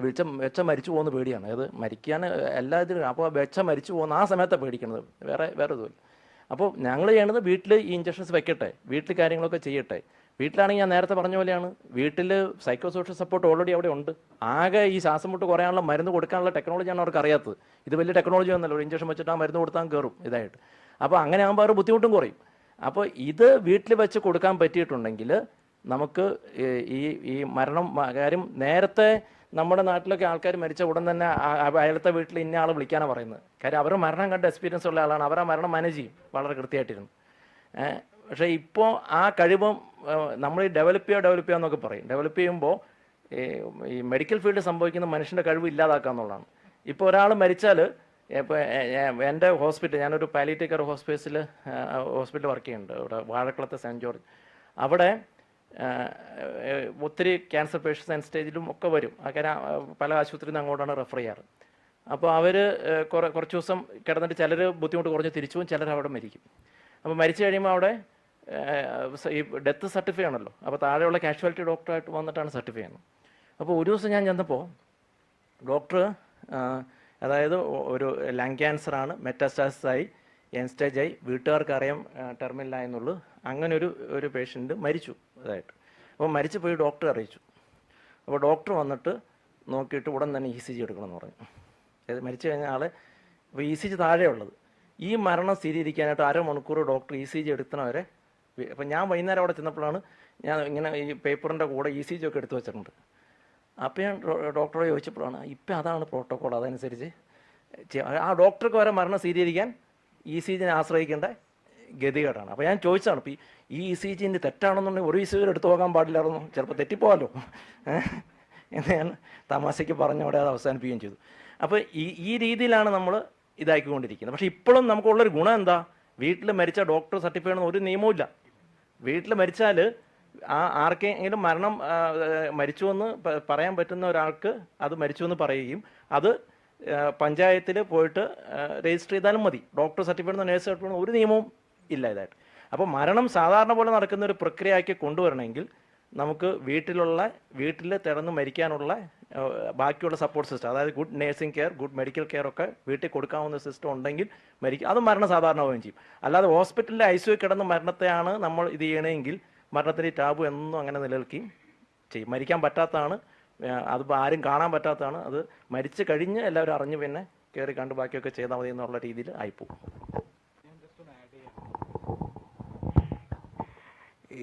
ഇപ്പോഴത്തെ അവസ്ഥ എന്താണെന്ന് വെച്ചാൽ, അമിതമായിട്ട് സ്നേഹിക്കുന്ന ഒരു കുടുംബം ഉണ്ടെങ്കിൽ, അല്ലെങ്കിൽ നമ്മൾ നാട്ടിലൊരു പ്രമാണിയാണെങ്കിൽ, അല്ലെങ്കിൽ കയ്യിൽ ആവശ്യത്തിനേക്കാളും കൂടുതൽ കാശുണ്ടെങ്കിൽ കഷ്ടപ്പെട്ട് മരിക്കുന്ന ഏതാണ്ട് ഉറപ്പാണ്. ഏതെങ്കിലും ഹോസ്പിറ്റലിൽ, ഏതെങ്കിലും ICUയുടെ ഏതെങ്കിലും മൂലയ്ക്ക്. ഏതെങ്കിലും കേട്ടിട്ടുണ്ടോ ഏതും വലിയൊരു പ്രമാണി സ്വന്തം വീട്ടിൽ കിടന്ന് മരിച്ചു എന്ന്? പക്ഷെ മാത്യൂസ് പറഞ്ഞ പോയിന്റ് ഉണ്ടല്ലോ, വീട്ടിൽ ഒരു കടലാസും വേണ്ട മരിക്കും. അത് ഞാൻ എൻ്റെ പേഴ്സണൽ എക്സ്പീരിയൻസ് ഷെയർ ചെയ്യാം. കാരണം നമ്മൾ വളരെ ജനറിക്കായിട്ട് പറഞ്ഞുകൊണ്ട് കാര്യമില്ല. സ്പെസിഫിക് എക്സാമ്പിൾ, എൻ്റെ അമ്മ മരിച്ചത് ക്രോണിക് ലിവർ ഡിസീസായിട്ടാണ്. ഡയഗ്നോസ് ചെയ്ത് 5 വർഷം കഴിയുമ്പോഴാണ് മരിക്കുന്നത്. ആദ്യത്തെ ഒരു 2 വർഷം ഓരോരോ ക്രൈസിസ് വരുമ്പോൾ ഹോസ്പിറ്റലിൽ പോവും, ICUയിൽ കയറും, അവിടുന്ന് പിന്നെ പൊക്കി റൂമിലേക്ക് മാറും, പിന്നെ ഡിസ്ചാർജ് ചെയ്യും, അടുത്ത ക്രൈസിസ് വരുമ്പോൾ വീണ്ടും പോകും. ഒരു 2 വർഷം ഇങ്ങനൊരു ഇൻ ആൻഡ് ഔട്ട് ഓഫ് വരുമ്പോൾ അമ്മയ്ക്ക് മതിയായി, പറഞ്ഞു എനിക്ക് ഇനി ICU വേണ്ട. അപ്പോൾ നമ്മൾ ട്രീറ്റിംഗ് ഗാസ്ട്രോഎൻട്രോളജിസ്റ്റായിട്ട് ഡിസ്കസ് ചെയ്തു. ഞാനും എൻ്റെ സിസ്റ്ററാണ്, സിസ്റ്റർ മെഡിക്കൽ പേഴ്സൺ അല്ല. അപ്പോൾ ശരി, ഇനി എന്തെങ്കിലും ആവശ്യം വരികയാണെങ്കിൽ ഹോസ്പിറ്റൽ വരാം, ICU വേണ്ട. അപ്പോൾ നമ്മൾ സാധാരണ ഈ 3 വരി ഓർത്തിരിക്കുക. നമുക്ക് കാര്യങ്ങൾ പറഞ്ഞാൽ കാഷ്വാലിറ്റി ചെല്ലുമ്പോൾ 3 വരി പറയും. ഡോക്ടർ നമുക്കെല്ലാം അറിയാം, ദയവേത് ICUയിൽ കയറ്റരുത്, എവിടെ വേണമെങ്കിലും ഒപ്പിട്ട് തരാം. അങ്ങനെ ഒപ്പിട്ട് അപ്പോൾ അവർക്കും കൂടി ടെൻഷൻ. അപ്പോൾ നമ്മൾ എഴുതാപ്പുറം പറയുന്നത് മരണപ്പെട്ട അത് നിങ്ങൾ പേടിക്കണ്ട, നമുക്ക് കാര്യം മനസ്സിലായിട്ട് തന്നെയാണ്. അപ്പോൾ അങ്ങനെ ഒരു അടുത്ത ക്രൈസിസ് വരുമ്പോൾ ഇപ്പോൾ അമോണിയ കൂടി, എൻകഫലോപ്പത്തിയായി, സോഡിയം കുറഞ്ഞു, ഡെലീരിയം വന്നു, അപ്പോൾ ഇതൊക്കെ റൂമിൽ കിടത്തി ചെയ്യാന്നുള്ള രീതിയിലായി. ഏതാണ്ട് ഒരു 1.5 വർഷം, അങ്ങനെ 1.5 വർഷത്തിൽ ഇത്രയും കൂടി കൂടുതൽ അങ്ങനെ പോയി. ഹോസ്പിറ്റലിൽ പോകും, പക്ഷെ ICUയിൽ കയറ്റാതെ ഇത്തിരി ഭേദവും വരും. പക്ഷേ ഈ ജേർണിയിൽ ഓരോ ക്രൈസിസ് കഴിയുമ്പോഴേക്കും ക്വാളിറ്റി ഓഫ് ലൈഫ് ഇങ്ങനെ പതുക്കെ പതുക്കെ കുറഞ്ഞു വരികയാണ്. ഒരു ലാസ്റ്റ് നമ്മൾ ഹോസ്പിറ്റലിൽ പോയി പ്രശ്നമൊക്കെ ആയിട്ടാണ് പോയത്. പക്ഷെ അതിൽ നിന്ന് ഒരു ചെറിയ രീതിയിലും ഒരു മെച്ചം കണ്ടില്ല. അപ്പോൾ അങ്ങനെ വന്നപ്പോൾ എനിക്ക് ബോധ്യമായി, ഞാൻ പിന്നെ ഈ ഫീൽഡ് ആയതുകൊണ്ട് ചികിത്സിക്കുന്ന ഡോക്ടർക്കും ബോധ്യമായി, സിസ്റ്ററിനെയും ഇരുത്തി നമ്മൾ സംസാരിച്ചു. ഇനി കണ്ടിന്യൂഡ് ഹോസ്പിറ്റൽ കെയറിൽ അർത്ഥമില്ലാതെയായിപ്പോയി. ഒരു കാലത്ത് ഇൻറ്റൻസീവ് കെയറിന് അർത്ഥമില്ലാതെയായി പോലെ തന്നെ ഇനി മെഡിക്കൽ കെയറിന് അർത്ഥമില്ലാതെയായിപ്പോയി. ഇനി വീട്ടിൽ കെയർ കൊടുക്കാം എന്നുള്ള രീതിയിൽ പിന്നെ വീട്ടിൽ കൊണ്ടുപോയി കിടത്തി. അമ്മ സ്വന്തം വീട്ടിൽ, സ്വന്തം മുറിയിൽ, സ്വന്തം കട്ടിൽ, വാടകയ്ക്ക് ഹോസ്പിറ്റൽ ബെഡ് വാങ്ങിയില്ല കേട്ടോ, സ്വന്തം മുറിയിൽ, സ്വന്തം വീട്ടിൽ, സ്വന്തം മുറിയിൽ, സ്വന്തം കട്ടിൽ ഒരു 2 മാസം സുഖത്തോടെയും സമാധാനത്തോടെയും അന്തസ്സോടെയും ജീവിച്ച് ആണ് മരിച്ചത്. നമ്മൾ ചെയ്ത ഒരു പ്രിപ്പറേഷൻ്റെ ഭാഗമായിട്ട് നമ്മുടെ ലോക്കൽ കൗൺസിലർ, വാർഡ് മെമ്പറിൻ്റെ അടുത്ത് ഇൻഫോം ചെയ്തു. നമ്മുടെ റെസിഡൻസ് വെൽഫെയർ അസോസിയേഷൻ്റെ പ്രസിഡൻറ്റും സെക്രട്ടറിക്കും പറഞ്ഞു കൊടുത്തു, നമ്മളിങ്ങനെ അമ്മ ഇവിടെ കിടത്തിയിട്ടുണ്ട്, ടെർമിനലിലാണ്, അതുകൊണ്ട് എപ്പോഴും എന്തും സംഭവിക്കാം, അറിയിച്ചു എന്നേ ഉള്ളൂ. ആക്ച്വലി അമ്മ മരണപ്പെട്ടപ്പോൾ ഞാനും എൻ്റെ സിസ്റ്ററും പ്രത്യേകിച്ച് ഒന്നും ചെയ്യേണ്ട ആവശ്യം വന്നില്ല. ഇവരെല്ലാവരും കൂടി എല്ലാ കാര്യങ്ങളും നടത്തി. ഒരു കടലാസ് ആരും എവിടെയും ചോദിച്ചിട്ടില്ല. റൈറ്റ്. അപ്പോൾ അവിടെ സംസ്കരിക്കാൻ പോയ സ്ഥലത്തോ എവിടെയും ഒരു മാത്യൂസ് പറഞ്ഞ പോയിന്റ് കറക്റ്റാണത്. ആക്ച്വലി ഒരു ഡെത്ത് അറ്റ് ഹോം പറയുമ്പോൾ ആരുടെയും കടലാസിൻ്റെ ആവശ്യമില്ല. Death is normal thing that happens to us. The only thing that will happen, that is surely going to happen to us. അതിനെ മെഡിക്കലൈസ് ചെയ്യേണ്ട ആവശ്യമില്ല. ഡിസ്ട്രെസ്സിങ് സിംറ്റംസ് ഉണ്ടെങ്കിൽ യെസ് ഓഫ് കോഴ്സ് അത് നമ്മൾ ചെയ്യണം. പക്ഷെ അതും മെജോറിറ്റി ഡിസ്ട്രെസ്സിങ് സിംറ്റംസ് നമുക്ക് വീട്ടിൽ തന്നെ മാനേജ് ചെയ്യാവുന്നതാണ്. റൈറ്റ്. അപ്പോൾ ഈ ഒരു പോയിന്റ് ഞാൻ എൻ്റെ മദറിൻ്റെ ഒരു എക്സ്പീരിയൻസ്, എൻ്റെ പേഴ്സണൽ എക്സ്പീരിയൻസ് പറയാൻ കാരണം ഇതൊക്കെ സാധ്യമാണ് എന്ന് അറിഞ്ഞിരിക്കാൻ വേണ്ടിയാണ് പറഞ്ഞത്. Thank you. Your mother was truly blessed. But the problem is sometimes with the neighbors. You know, they come and say, you're not looking after her well, why don't you take her to the ICU, or your close relations. ഇവരൊക്കെ ഇങ്ങനെ പറയുമ്പോഴാണ് ഈ പ്രശ്നങ്ങളൊക്കെ വരുന്നത്. So continuing on that, Dr. Aisa, can you tell us for the benefit of the audience, can you please explain what an advanced medical directive is and a living will? I think this talk should begin with what is an advance directive. Okay. I know how many of you are aware of advance directive, the term? Okay. I'm not asking how many of you have made one. Okay, good. So many of you may be aware of will, definitely, but it is mostly of a financial will, not of a living will or an advance directive. It is definitely a legal document that a person can make for preferring his medical care later in life, at whichever point when you are incapable of taking a decision for yourself. So maybe it is not for just for the geriatric population. Anyone could make at any age. And so it is definitely includes the values and preferences of a person for his medical care, especially coming to the point of incapability. You can make a person a nominee, just like you are making a power of attorney for your financial things. So and so person will take care of my things. Like that, you can nominate a person, a close person to you, as your healthcare proxy, and you can make a living will to which level of care you want, how much life-sustaining treatment you want, whether you just opt for a palliative care or a definitive care. I want a ventilator, I don't want a ventilator. Definitely you can make it. So you can decide at the last time what you want. That should legally be a legally authenticated document. So you have to make it. You can take the help of your family physician or a primary care physician, your legal advisor. Make it legally documented in front of a judicial magistrate, so that nobody else will decide. If you have two daughter or son, one will say, yeah, my father wants this, my other daughter say, no, he don't want. But definitely you can think, yeah, I want this at my last stage of life. That is what advance directive is. What is advance directive and what is living will? How is it different? Living will is actually a type of advance directive. It shows how much patient care, means how much care in medical terms you need for the end of life care, like life sustaining treatments, pain management, or any other options like dialysis, blood transfusions, and artificial nutritions. Definitely what this advance directive is, you are making someone in charge for your medical treatment. He can make the decisions. What decisions you want to make will be defined under your living will. Well, this is something a lot of residents here are aware of, and some of us have already done it. But still, for those of whom they don't know about it. So, in your experience, how can a primary care physician initiate conversations about advance directives and living wills with family in a culturally sensitive way, especially when patients are hesitant to discuss end-of-life decisions? Coming to a talk of end-of-life care, it is always sensitive. And in our community, Indian community, we always hesitate to open up and speak about end of life. And there brings a role that your physician should be in continuous care with you, so that you have a physical relationship, strong bonding with your patient.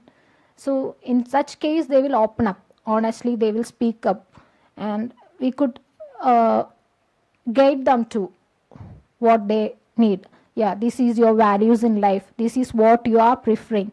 And in this way, you can make it to the end, like that. And you have to support the family members too. The family members should be aware of the wish of the person, so that they could also help. So, whatever the patient says goes. So, family cannot interfere in any way and say, no. If you have made an advance directive, it is the last word of the will. You have to follow what yes. And there should be a medical executive board looking into it if a person has made a will, and the physician has to take the crucial role in what as a gatekeeper, that it is being followed with all respect. Okay, this question is from the audience. I think Dr. Matthew can answer. What are the provisions for end-of-life care in terms of medication? Is there any restriction of medications or when you are providing only end-of-life care? Online. Oh, somebody online. What are they? Provisions for end-of-life care in terms of medication. Maybe they're thinking morphine injections or something like that. End of life കെയറിൽ എല്ലാ മെഡിസിൻസും ആവശ്യമായിട്ട് വരാം, ബുദ്ധിമുട്ടനുസരിച്ചാണല്ലോ. ഇപ്പോൾ ബ്രത്ത്ലെസ്സസ് വരാം, vomiting വരാം, delirium വരാം, secretions വരാം, incontinence, ഇപ്പോൾ കോൺസ്റ്റിപ്പേഷൻ, ഇതെല്ലാ സാധനവും വരാവുന്നതാണ് ഇതായിട്ട്. അപ്പോൾ എല്ലാ മെഡിസിൻസും ഇമ്പോർട്ടൻ്റ് ആണ് ഇത്. അപ്പോൾ നമ്മളിപ്പോൾ പറയുന്നൊരു കാര്യം, ഒരു ഒരു ഒരു ഒരു എൻഡ് ഓഫ് ലൈഫിൽ നമുക്ക് അറിയാവുന്ന ഒരു പേഷ്യൻ്റ് ആണെങ്കിൽ അവർ വീട്ടിലോ വാർഡിലോ അല്ലെങ്കിൽ ഇങ്ങനൊരു സ്ഥലത്ത് എവിടെ ആയിക്കോട്ടെ, അവരുടെ അടുത്ത് അത്യാവശ്യം ഇവർക്ക് വരാവുന്ന ബുദ്ധിമുട്ട് എന്താണെന്നുള്ളത് നമുക്ക് നേരത്തെ അറിയാവുന്നതാണ്. അതനുസരിച്ച് മെഡിസിൻ അവിടെ കീപ്പ് ചെയ്യണം ഇതായിട്ട്. അതെല്ലാ മെഡിസിനും ഉണ്ടാവണം. അതായത് ശ്വാസം മുട്ട് വന്നാൽ എന്ത് ചെയ്യണം, വോമിറ്റിങ് വന്നാൽ എന്ത് ചെയ്യണം, ഡെലിറിയം ആണെങ്കിൽ എന്ത് ചെയ്യണം, അങ്ങനെ സീഷർ വന്നാൽ എന്ത് ചെയ്യണം, അങ്ങനെ ഓരോന്നും അതിൻ്റെ പ്രിസ്ക്രിപ്ഷൻ അടക്കം മെഡിസിൻ. അത് ജസ്റ്റ് ഇൻ കേസ് ബോസ് എന്നൊക്കെയാണ് പുറത്തത് പറയുന്നത്. നമുക്കത് പ്രാക്ടീസ് ചെയ്യാവുന്നേ ഉള്ളൂ. എല്ലാ വീട്ടിലും ഇങ്ങനെ പേഷ്യൻ്റെ അടുത്ത് തന്നെ ആ മെഡിസിനും അതിൻ്റെ പ്രിസ്ക്രിപ്ഷനും ഉണ്ടെങ്കിൽ ഗുണം എന്താണ്, നമുക്ക് ഇപ്പോൾ ഒത്തിരി ഡോക്ടേഴ്സ് നമ്മുടെ നാട്ടിലുണ്ട്, നേഴ്സസും ഒരു 10 വീടെടുത്താൽ ഒരു നേഴ്സ് ഉണ്ട്. ഇവരും ഇപ്പോൾ ഒരു പേഷ്യൻറ്റ് ബുദ്ധിമുട്ടുണ്ടാകുമ്പോൾ അവിടെ ചെല്ലുമ്പോൾ ഉള്ള പ്രശ്നം, ഒന്ന് എന്താ ചെയ്യേണ്ടതെന്ന് അറിയില്ല, 2 ചെയ്യേണ്ടതെന്ന് അറിഞ്ഞാൽ ആ മെഡിസിൻ അവിടെ ഇല്ല, പിന്നെ അടുത്ത കടയിൽ പോയി വാങ്ങി വരണം. നൈറ്റിലാണെങ്കിൽ പിന്നെ കട തുറന്നിട്ട് വാങ്ങണം. അപ്പോൾ എന്നാൽ പിന്നെ ആശുപത്രിയിലേക്ക് കൊണ്ടുപോകും. ഇതാണ് അടുത്ത ഇത് വരുന്നത്. അപ്പോൾ ഇങ്ങനെ ഒരു മെഡിസിൻ എൻഡ് ഓഫ് ലൈഫ് ഉള്ള പേഷ്യൻ്റെ അടുത്ത് ഉണ്ടെങ്കിൽ, അതിന് പ്രിസ്ക്രിപ്ഷനും അവിടെ ഉണ്ടെങ്കിൽ, അവിടെ വരുന്ന ഏത് മെഡിക്കൽ പേഴ്സണലിനും ആ മരുന്ന് വെക്കാനായിട്ട് പറ്റും. അവരുടെ ബുദ്ധിമുട്ട് അവിടെ കുറയ്ക്കാനായിട്ട് പറ്റും. അപ്പോൾ എൻഡ് ഓഫ് ലൈഫിൽ അവരുടെ ഏറ്റവും നല്ല ക്വാളിറ്റി ഇത് കൊടുക്കുന്നതിനും അവർ അനാവശ്യമായിട്ടുള്ള ഹോസ്പിറ്റൽ അഡ്മിഷൻ ഒഴിവാക്കുന്നതിനും ഈ medicine just in case box എന്ന് പറഞ്ഞാൽ ബോക്സ് അവിടെ വെക്കാം. ഇനി അത് ഉപയോഗിച്ചില്ലെങ്കിൽ നമുക്ക് അടുത്ത അത് തിരിച്ചു കൊടുത്തിട്ട് വേറെ ആൾക്ക് വേണമെങ്കിൽ അത് ഉപയോഗിക്കാവുന്നുള്ളൂ. അപ്പോൾ ഇതൊരു വലിയൊരു സിസ്റ്റമാണ്. കാര്യം എല്ലാ മെഡിസിനും SOS നമുക്ക് എഴുതിയിടുകയും ചെയ്യും. അപ്പോൾ വെസ്റ്റേണിൽ ഈവൻ ഹോസ്പൈസും ഉണ്ട്. UK ഒത്തിരി ഹോസ്പൈസുകളും കെയർ ഹോംസും ഒക്കെ ഉണ്ട്. അവിടെയൊക്കെ ഡോക്ടേഴ്സ് 2 ആഴ്ചയിലും 3 ആഴ്ചയിലൊക്കെ വന്നാലായി. അപ്പോൾ വരുമ്പോൾ അവർ ചെയ്യുന്നത് എന്താണ്, എല്ലാ മെഡിസിനും SOS എല്ലാ പേഷ്യൻറ്റും അങ്ങ് എഴുതിയിട്ടേക്കും. എന്നിട്ട് അവിടെ വയ്ക്കും. അപ്പോൾ അവിടെയുള്ള നേഴ്സസ് ഏത് ബുദ്ധിമുട്ട് വന്നാലും അപ്പോൾ തന്നെ മെഡിസിൻ കൊടുത്തിട്ട് അവരെ കംഫർട്ടായിട്ട് കൊണ്ടുപോകാനായിട്ട് അവർക്ക് കഴിയും.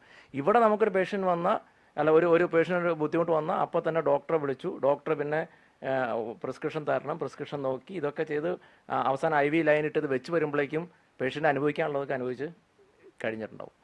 അപ്പോൾ ഇത് വളരെ പ്രധാനപ്പെട്ട കാര്യമാണ്. മെഡിസിൻസ് അവൈലബിൾ ആണെന്നിട്ടൊന്നും അല്ല. മെഡിസിൻ നമ്മുടെ നാട്ടിൽ പറഞ്ഞ എല്ലാ മെഡിസിനും ഉണ്ട്, മോർഫിൻ അടക്കമുള്ള എല്ലാ മെഡിസിൻ, ടമഡോളടക്കം എല്ലാം ഉണ്ട്. പക്ഷേ ഇത് ആവശ്യമുള്ള സമയത്ത് ഉപയോഗിക്കാൻ രീതിയിൽ പേഷ്യൻ്റെ അടുത്ത് അവൈലബിൾ ആണെങ്കിൽ ഇത് മനുഷ്യൻ ഉപയോഗിക്കുകയുള്ളൂ. അതാണ് issue. This is a controversial question, also came online. The question is there a scope for voluntary assisted dying?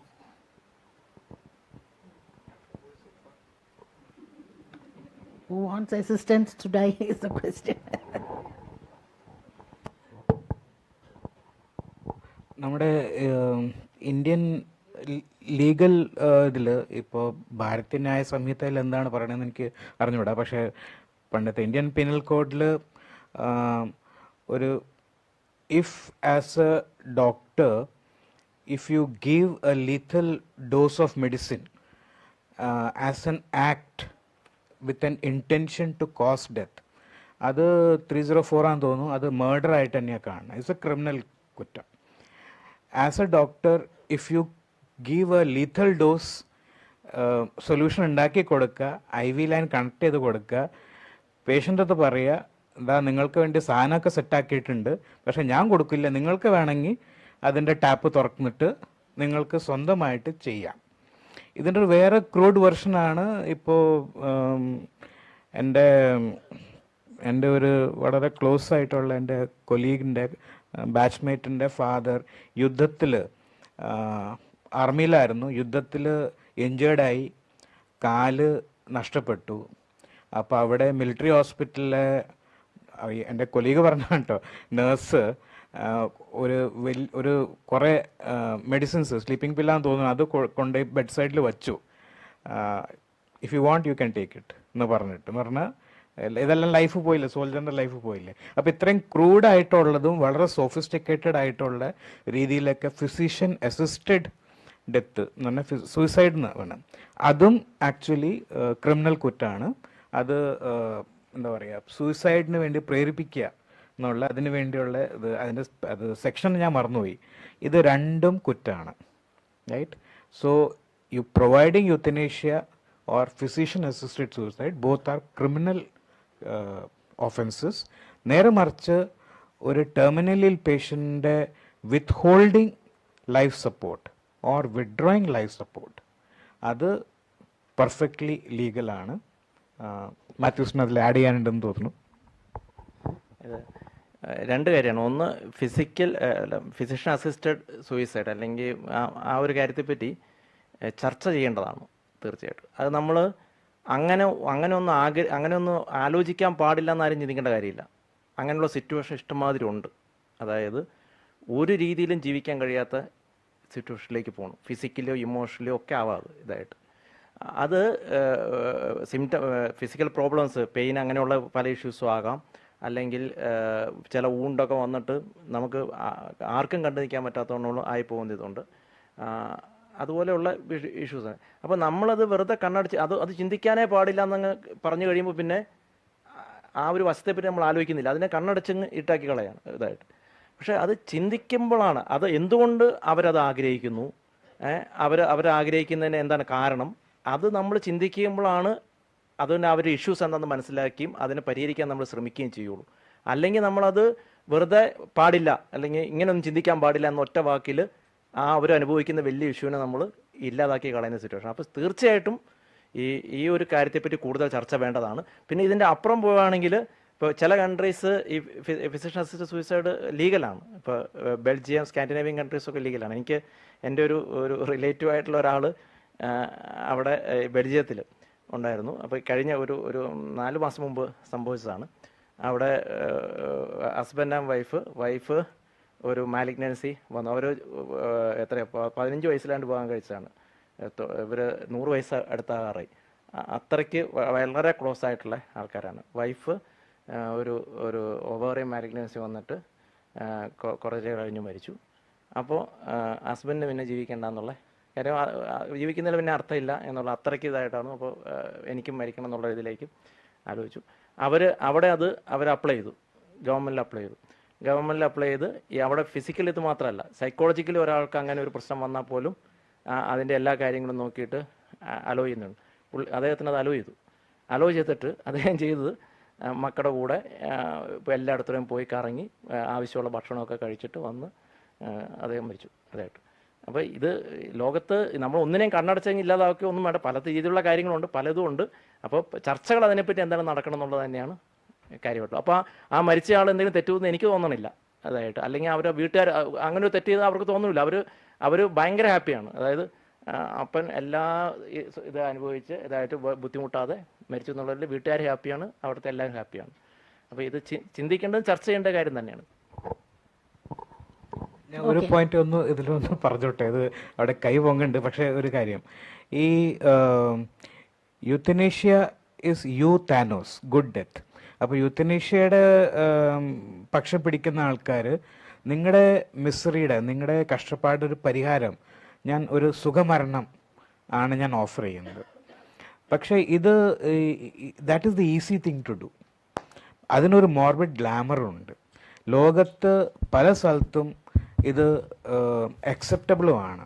പക്ഷേ പാലിയേറ്റീവ് കെയർ വരുമ്പോൾ സുഖത്തോടെ ജീവിക്കാൻ പറ്റും, സമാധാനത്തോടെ അന്തസ്സോടെ ജീവിക്കാൻ പറ്റും എന്ന് അറിയുമ്പോൾ പിന്നെ മരിക്കണം എന്ന ആഗ്രഹം പലർക്കും ഉണ്ടാവില്ല. അപ്പോൾ പല സ്ഥലത്തും പാലിയേറ്റീവ് കെയർ വന്നപ്പോൾ the demand for euthanasia has gone down. സുഖമായിട്ട് ജീവിക്കാൻ പറ്റും എന്നാണെങ്കിൽ പിന്നെ മരിക്കണം എന്നുള്ള ആഗ്രഹം കുറയും. പക്ഷേ അത് അവിടെ അങ്ങനത്തെ ഒരു സൊസൈറ്റിയിലും, ഒരു മെച്യൂർ സൊസൈറ്റിയിൽ നല്ല ക്വാളിറ്റി പാലിയേറ്റീവ് കെയർ കിട്ടുന്നു, physical comfort, peace of mind, dignity of ലൈഫിനുള്ള എല്ലാ സൗകര്യങ്ങളുണ്ട്. പക്ഷെ ഒരാൾ പറയുകയാണ്, but I don't think I have the quality of life, I don't see a meaning and purpose in living.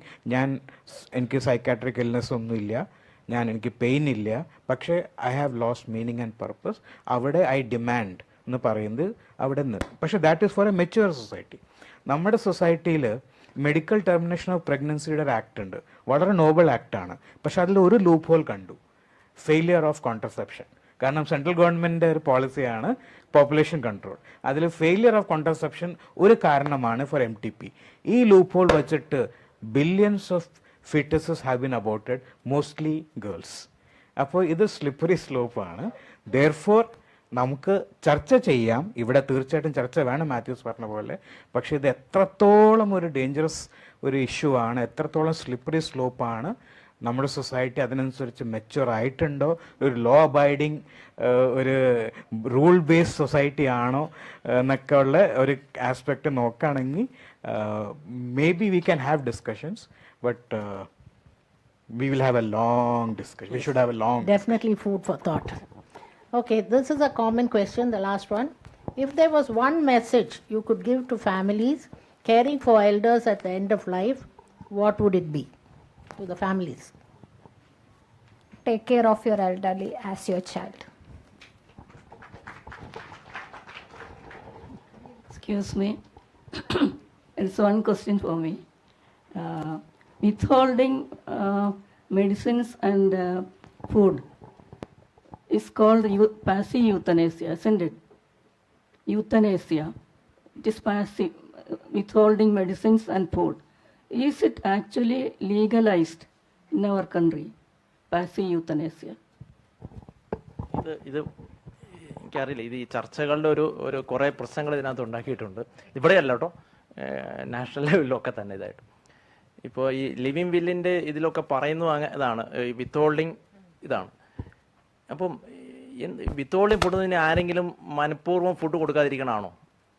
ഇപ്പോൾ പലപ്പോഴും നമ്മൾ ഫുഡ് വേണ്ടാന്ന് വയ്ക്കണത് ഈ ഫുഡ് രോഗിക്ക് ഇനി ആവശ്യമില്ല, അല്ലെങ്കിൽ ഫുഡ് ഇപ്പോൾ നമ്മൾ ഭക്ഷണം നമുക്ക് ആവശ്യത്തിൽ കൂടുതൽ കഴിച്ചിട്ടുണ്ടെങ്കിൽ ബുദ്ധിമുട്ട് കൂടുതലേ ഉള്ളൂ. ഇത് തന്നെയാണ് ഒരു പേഷ്യൻ്റ് സ്റ്റേജിൽ ഒരു patient rights to bit feed ചെയ്യുന്നു. ആ റൈറ്റ്സ് ടു ബിട്ട് ഫീഡിങ് ആവശ്യമില്ല, അതുകൊണ്ട് ഒരു ഗുണം അവർക്ക് ഉണ്ടാക്കുന്നില്ല, ഫുഡ് കൊടുത്തതിൻ്റെ ഗുണം ഉണ്ടാക്കുന്നില്ല എങ്കിൽ അത് മാറ്റാൻ തീരുമാനിക്കണം. അല്ലാതെ നമ്മൾ പറഞ്ഞ പോലെ ഒരു ആരോഗ്യമുള്ള ഒരാൾക്ക് ഫുഡ് കൊടുക്കാതിരുന്ന് മരിപ്പിക്കുന്ന ഒരു പ്രോസസ്സ് അല്ല അത് ഇതായിട്ട്. അപ്പോൾ അതിന് പാസ് യൂത്തനേഷ്യ എന്ന് പോലും വിളിക്കണ്ട, അതിന് ആവശ്യമില്ലാത്തൊരു സാധനം നമ്മൾ പിൻവലിക്കുന്നു തന്നെയാണ് അതിനകത്ത് പറയേണ്ടത് ഇതിനകത്തുള്ളത്. അപ്പോൾ ഈ വെന്റിലേറ്ററും അങ്ങനെ തന്നെയാണ്. വെന്റിലേറ്റർ ഇട്ട രോഗിനെ എടുക്കുന്നത് ഒരിക്കലും പാസ് യൂത്തനേഷ്യ അല്ല. അത് പ്രയോജനം ഇല്ലെങ്കിൽ പിന്നെ അവർക്ക് ദോഷം ഉണ്ടാക്കുന്ന ഒരു പരിപാടി നമ്മൾ ഇല്ലാതാക്കുകയാണ്. അപ്പോൾ എങ്ങനെയോ ഇതിനൊക്കെ പാസ് യൂത്തനേഷ്യ എന്ന് പേരിട്ടിട്ട് അതിനും ഇപ്പോൾ വലിയ നിയമമാക്കി 3 പേര് സൈൻ ചെയ്താലൊക്കെ പിൻവലിക്കാവുള്ളൂ. എന്ത് കാര്യം? നേരത്തെ എന്താണ്, നമ്മളൊരു സാധനം ചെയ്യുമ്പോൾ രോഗിക്ക് ഗുണമില്ലെങ്കിൽ അത് വേണ്ടാന്ന് വെക്കേണ്ടത് സാമാന്യ മര്യാദയല്ലേ ഇതായിട്ട്. അപ്പോൾ അതിനിപ്പം മര്യാദയ്ക്ക് പകരം അത് സൈൻ ചെയ്ത് ഇടണേന് ആരും ചോദ്യമില്ല കേട്ടോ. പിൻവലിക്കണമെങ്കിൽ ഇത് 3-4 പേര് സൈൻ ചെയ്യണം. അത് ഗുണമില്ല എന്ന് പറഞ്ഞാൽ പിൻവലിക്കണ്ടേ. ഇനി ഗുണമില്ല എന്ന് അറിയാൻ തീരുമാനം ഡോക്ടർക്ക് തന്നെ എടുക്കാൻ പറ്റില്ല, വേറെ ആൾക്കാരോട് ഡിസ്കസ് ചെയ്ത് തീരുമാനിക്കുന്നതായിട്ട്. അപ്പോൾ ഇങ്ങനെയുള്ള കുറേ കോംപ്ലിക്കേറ്റഡ് സാധനമാണ്. അപ്പോൾ ഞാൻ ഒരിക്കലും അതിനെ പാസ് യൂത്തനേഷ്യ എന്ന് വിളിക്കാൻ ആഗ്രഹിക്കുന്നില്ല. വിത്ത് ഹോൾഡിങ് ഫുഡ് എന്ന് വെച്ചാൽ ഇപ്പം ഒരു ഇപ്പോൾ പട്ടിണി കിടന്ന ആൾക്കാർ മരിക്കുന്നുണ്ടെങ്കിൽ അത് ബാക്കിയുള്ളവൻ കുറ്റക്കാരനാണ്, വിത്ത് ഹോൾഡിങ് ഫുഡാണ്, അവന് ഭക്ഷണം കിട്ടാൻ സാധനം കൊടുക്കുന്നില്ല. അതല്ല ഇത് ഒരാൾക്കൊരു ട്രീറ്റ്മെൻറ്റോ ഒരു ഫുഡോ അങ്ങനെ എന്തെങ്കിലും കാര്യം പ്രയോജനമില്ല എന്ന് കണ്ട് അത് വേണ്ടാന്ന് വെക്കുന്ന ഒരിക്കലും ഒരു യൂത്തനേഷ്യ ആകുന്നില്ല.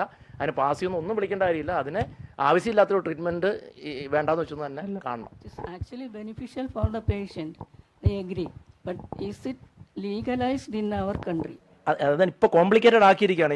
ഈ പറഞ്ഞ ലിവിങ് വില്ലും കാര്യങ്ങൾ കൊണ്ടുവന്നിട്ട് അത് അത്യാവശ്യം കോംപ്ലിക്കേറ്റഡ് ആക്കിയിട്ടുണ്ട് ഇതായിട്ട്. കാര്യം ലൈഫ് സസ്റ്റൈനിങ് ട്രീറ്റ്മെൻറ്റ് എന്നാണ് പറഞ്ഞിരിക്കുന്നത്. അപ്പോൾ റൈറ്റ്സ് ടു ബിട്ട് ഫുഡ് കൊടുക്കുന്ന ലൈഫ് സസ്റ്റൈൻ ട്രീറ്റ്മെൻ്റ് അല്ല. അത് പ്രയോജനം ചെയ്യുന്നില്ലെങ്കിൽ പിൻവലിക്കണമെങ്കിൽ പിന്നെ വീണ്ടും ഈ 4 പേരുടെ സൈനൊക്കെ ഇടാൻ നടക്കേണ്ട ഗതികേടാണെങ്കിൽ അത് കൂടുതൽ ബുദ്ധിമുട്ടിലേക്ക് തന്നെ പോവുള്ളൂ. ഈ Indian Council of Medical Research 2018 definitions on end of life കെയറിൽ ഈ ഡെഫിനിഷൻസ് കൊടുത്തിട്ടുണ്ട്. അതിൽ ഈ life sustaining treatment, any treatment which sustaining life, അത് ഒരു ടെർമിനലി പേഷ്യൻറ്റിൽ അത് ഇൻഅപ്രോപ്രിയേറ്റ് ആണെന്നും പറയുന്നുണ്ട്.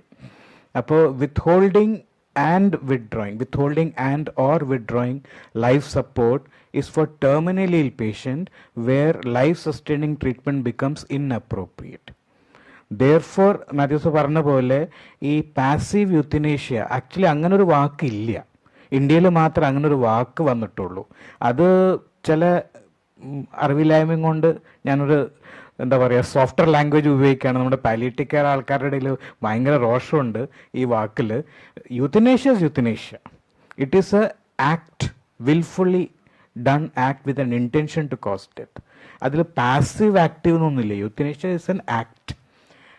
വിത്ത്ഹോൾഡിംഗ് ആൻഡ് വിഡ്രോയിങ് ലൈഫ് സപ്പോർട്ട് ആണ് അതിൻ്റെ actual Indian Council of Medical Research 2018 അവർ പബ്ലിഷ് ചെയ്ത ഡെഫിനേഷനിൽ ഈ വാക്കുകളുണ്ട്. പിന്നെ എന്തിനാണ് ഈ അനാവശ്യം കോംപ്ലിക്കേഷൻ ആക്കി? ആ യൂത്തനേഷ്യ എന്നുള്ള വാക്ക് പാസീവ് ആണെങ്കിലും വരുമ്പോഴേക്കും നമ്മുടെ ഇമോഷൻസ് അതിൽ വരുന്നു. അപ്പോൾ ഒരു വിശപ്പില്ലാത്ത ആൾ പട്ടിണിയല്ലല്ലോ. ഇൻക്യൂറബിൾ പ്രോഗ്രസീവ് അഡ്വാൻസ് മെഡിക്കൽ കണ്ടീഷനിൽ അനറക്സിയ കാക്കക്സിയ സിൻഡ്രോം ഉണ്ടാവുന്നത് നോർമലാണ്. വിശപ്പില്ലാതെ ആവുന്നു, തടി കുറയുന്നു, ക്ഷീണം കൂടി വരുന്നു, കിടപ്പായി പോകുന്നു. അപ്പോൾ അവിടെ ഒരു വേണ്ടാത്ത ആളെ നമ്മൾ നിർബന്ധിച്ച് കഴിപ്പിക്കുക, വിശപ്പില്ലാത്ത ആളെ വായിക്കൂടെ മൂക്കിക്കൂടെ നിർബന്ധിച്ച് കഴിപ്പിക്കുക, ശ്വാസം വേണ്ടാത്ത ആളെ ഐസിൽ കയറ്റി ട്യൂബ് തൊണ്ടയിൽ കുത്തി കയറ്റി മെഷീനുകളിൽ കണക്ട് ചെയ്ത് കൃത്രിമമായിട്ട്, ഇതൊക്കെയാണ് ഇൻഅപ്രോപ്രിയേറ്റ് വരുന്നത്. പറയുമ്പോൾ അത് ലൈഫ് സസ്റ്റൈനിങ് ആണെങ്കിലും ഒരു ടെർമിനൽ കേസ് ഇൻഅപ്രോപ്രിയേറ്റ് ആണ്. മാത്യൂസ് പറഞ്ഞ പോലെ ഇതിലൊരു പാസീവ് യൂത്തനേഷ്യ എന്നുള്ള വാക്ക് വെച്ച് ആകെ അത് എന്താ പറയുക, ഇറ്റ് ഹാസ് മഡീഡ് ദ പൂൾ. ഇപ്പോൾ ക്ലാരിറ്റി ഇല്ലാതായിപ്പോൾ, മുമ്പ് ക്ലാരിറ്റി ഉണ്ടായിരുന്നു. ഹലോ, എനിക്കൊരു ലിവിങ് വില്ലിനെ കുറിച്ച് ഒരു കമന്റ് പറയാനോ തോന്നി. നിങ്ങൾ ഒരുപാട് പേര് ലിവിങ് വില്ലും അഡ്വാൻസ് ഡയറക്ടീവ്സും ഒക്കെ ചെയ്യുന്നവരാണ്. അൺഫോർച്ചുനേറ്റ്ലി ഞങ്ങളെല്ലാവരും വർക്ക് ചെയ്യുന്ന ഹോസ്പിറ്റൽസിലെ ഡോക്ടർമാർക്ക് ആർക്കും ഈ ലിവിങ് വില്ല് എന്താണെന്നും നിങ്ങളുടെ അഡ്വാൻസ് ഡയറക്റ്റീവ് എന്താണെന്നും അറിയില്ല. അതുകൊണ്ട് നിങ്ങളെല്ലാവരും എഴുതി വെച്ച പേപ്പറും എഴുതി വെച്ച ഡോക്യുമെന്റും ഒക്കെ പലപ്പോഴും യൂസ്ലെസ് ആയി മാറാറുണ്ട്.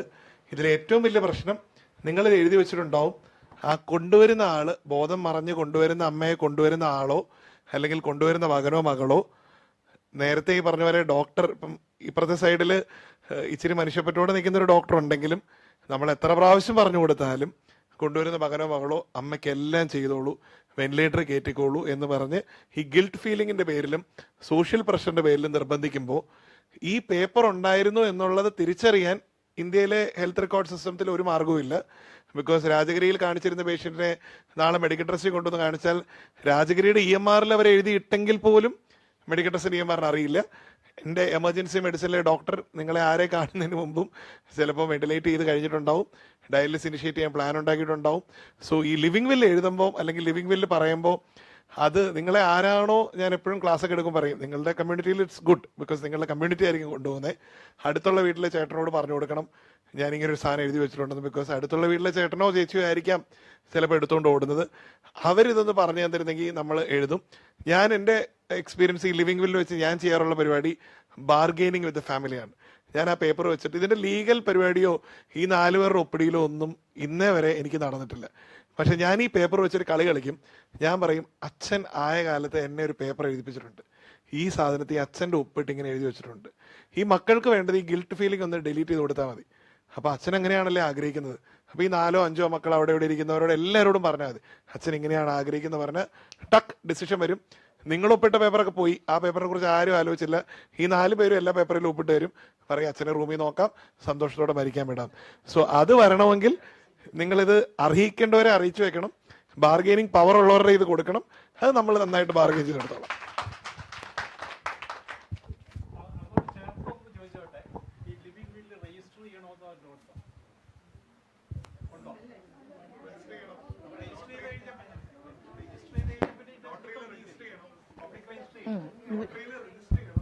We all got it signed by the notary. Notary register ചെയ്തു. നോട്ടറി ഇത് ചെയ്ത് കഴിഞ്ഞിട്ട് രജിസ്റ്റർ ചെയ്യണോന്നാ ഞാൻ ചോദിക്കുന്നത്. ഇപ്പോഴത്തെ ഏറ്റവും പുതിയ അമെന്റ്മെന്റിൽ ആക്ച്വലി ഒരു ഗസറ്റഡ് ഓഫീസറിന്റെ സൈൻ മാത്രം മതി. നമ്മൾ എങ്ങും രജിസ്റ്റർ ചെയ്യേണ്ട, നോട്ടറി ഗസറ്റഡ് ഓഫീസർ സൈൻ മതി. ഡെപ്പോസിറ്റ് വിത്ത് എ കസ്റ്റോഡിയൻ, അതായത് ഇപ്പോൾ ഒരു ഡോക്ടറിനെ വിശ്വസിക്കാൻ ഡോക്ടറിനെ ഏൽപ്പിക്കാം. പിന്നെ ഇത് ഡെപ്പോസിറ്റ് ചെയ്യേണ്ടത് നമ്മുടെ ലോക്കൽ ബോഡി ഉണ്ടല്ലോ, പഞ്ചായത്തോ മുനിസിപ്പാലിറ്റിയോ, അവിടുത്തെ ഒരു കസ്റ്റോഡിയൻ്റെ അടുത്തൊരു കോപ്പി വെക്കണം. ഇപ്പം എറണാകുളം സിറ്റി കോർപ്പറേഷനിൽ അങ്ങനെ ഒരു കസ്റ്റോഡിയൻ ഇല്ല. ഇവിടുത്തെ പഞ്ചായത്തിനുണ്ടോന്ന് എനിക്ക് അറിഞ്ഞൂടാ.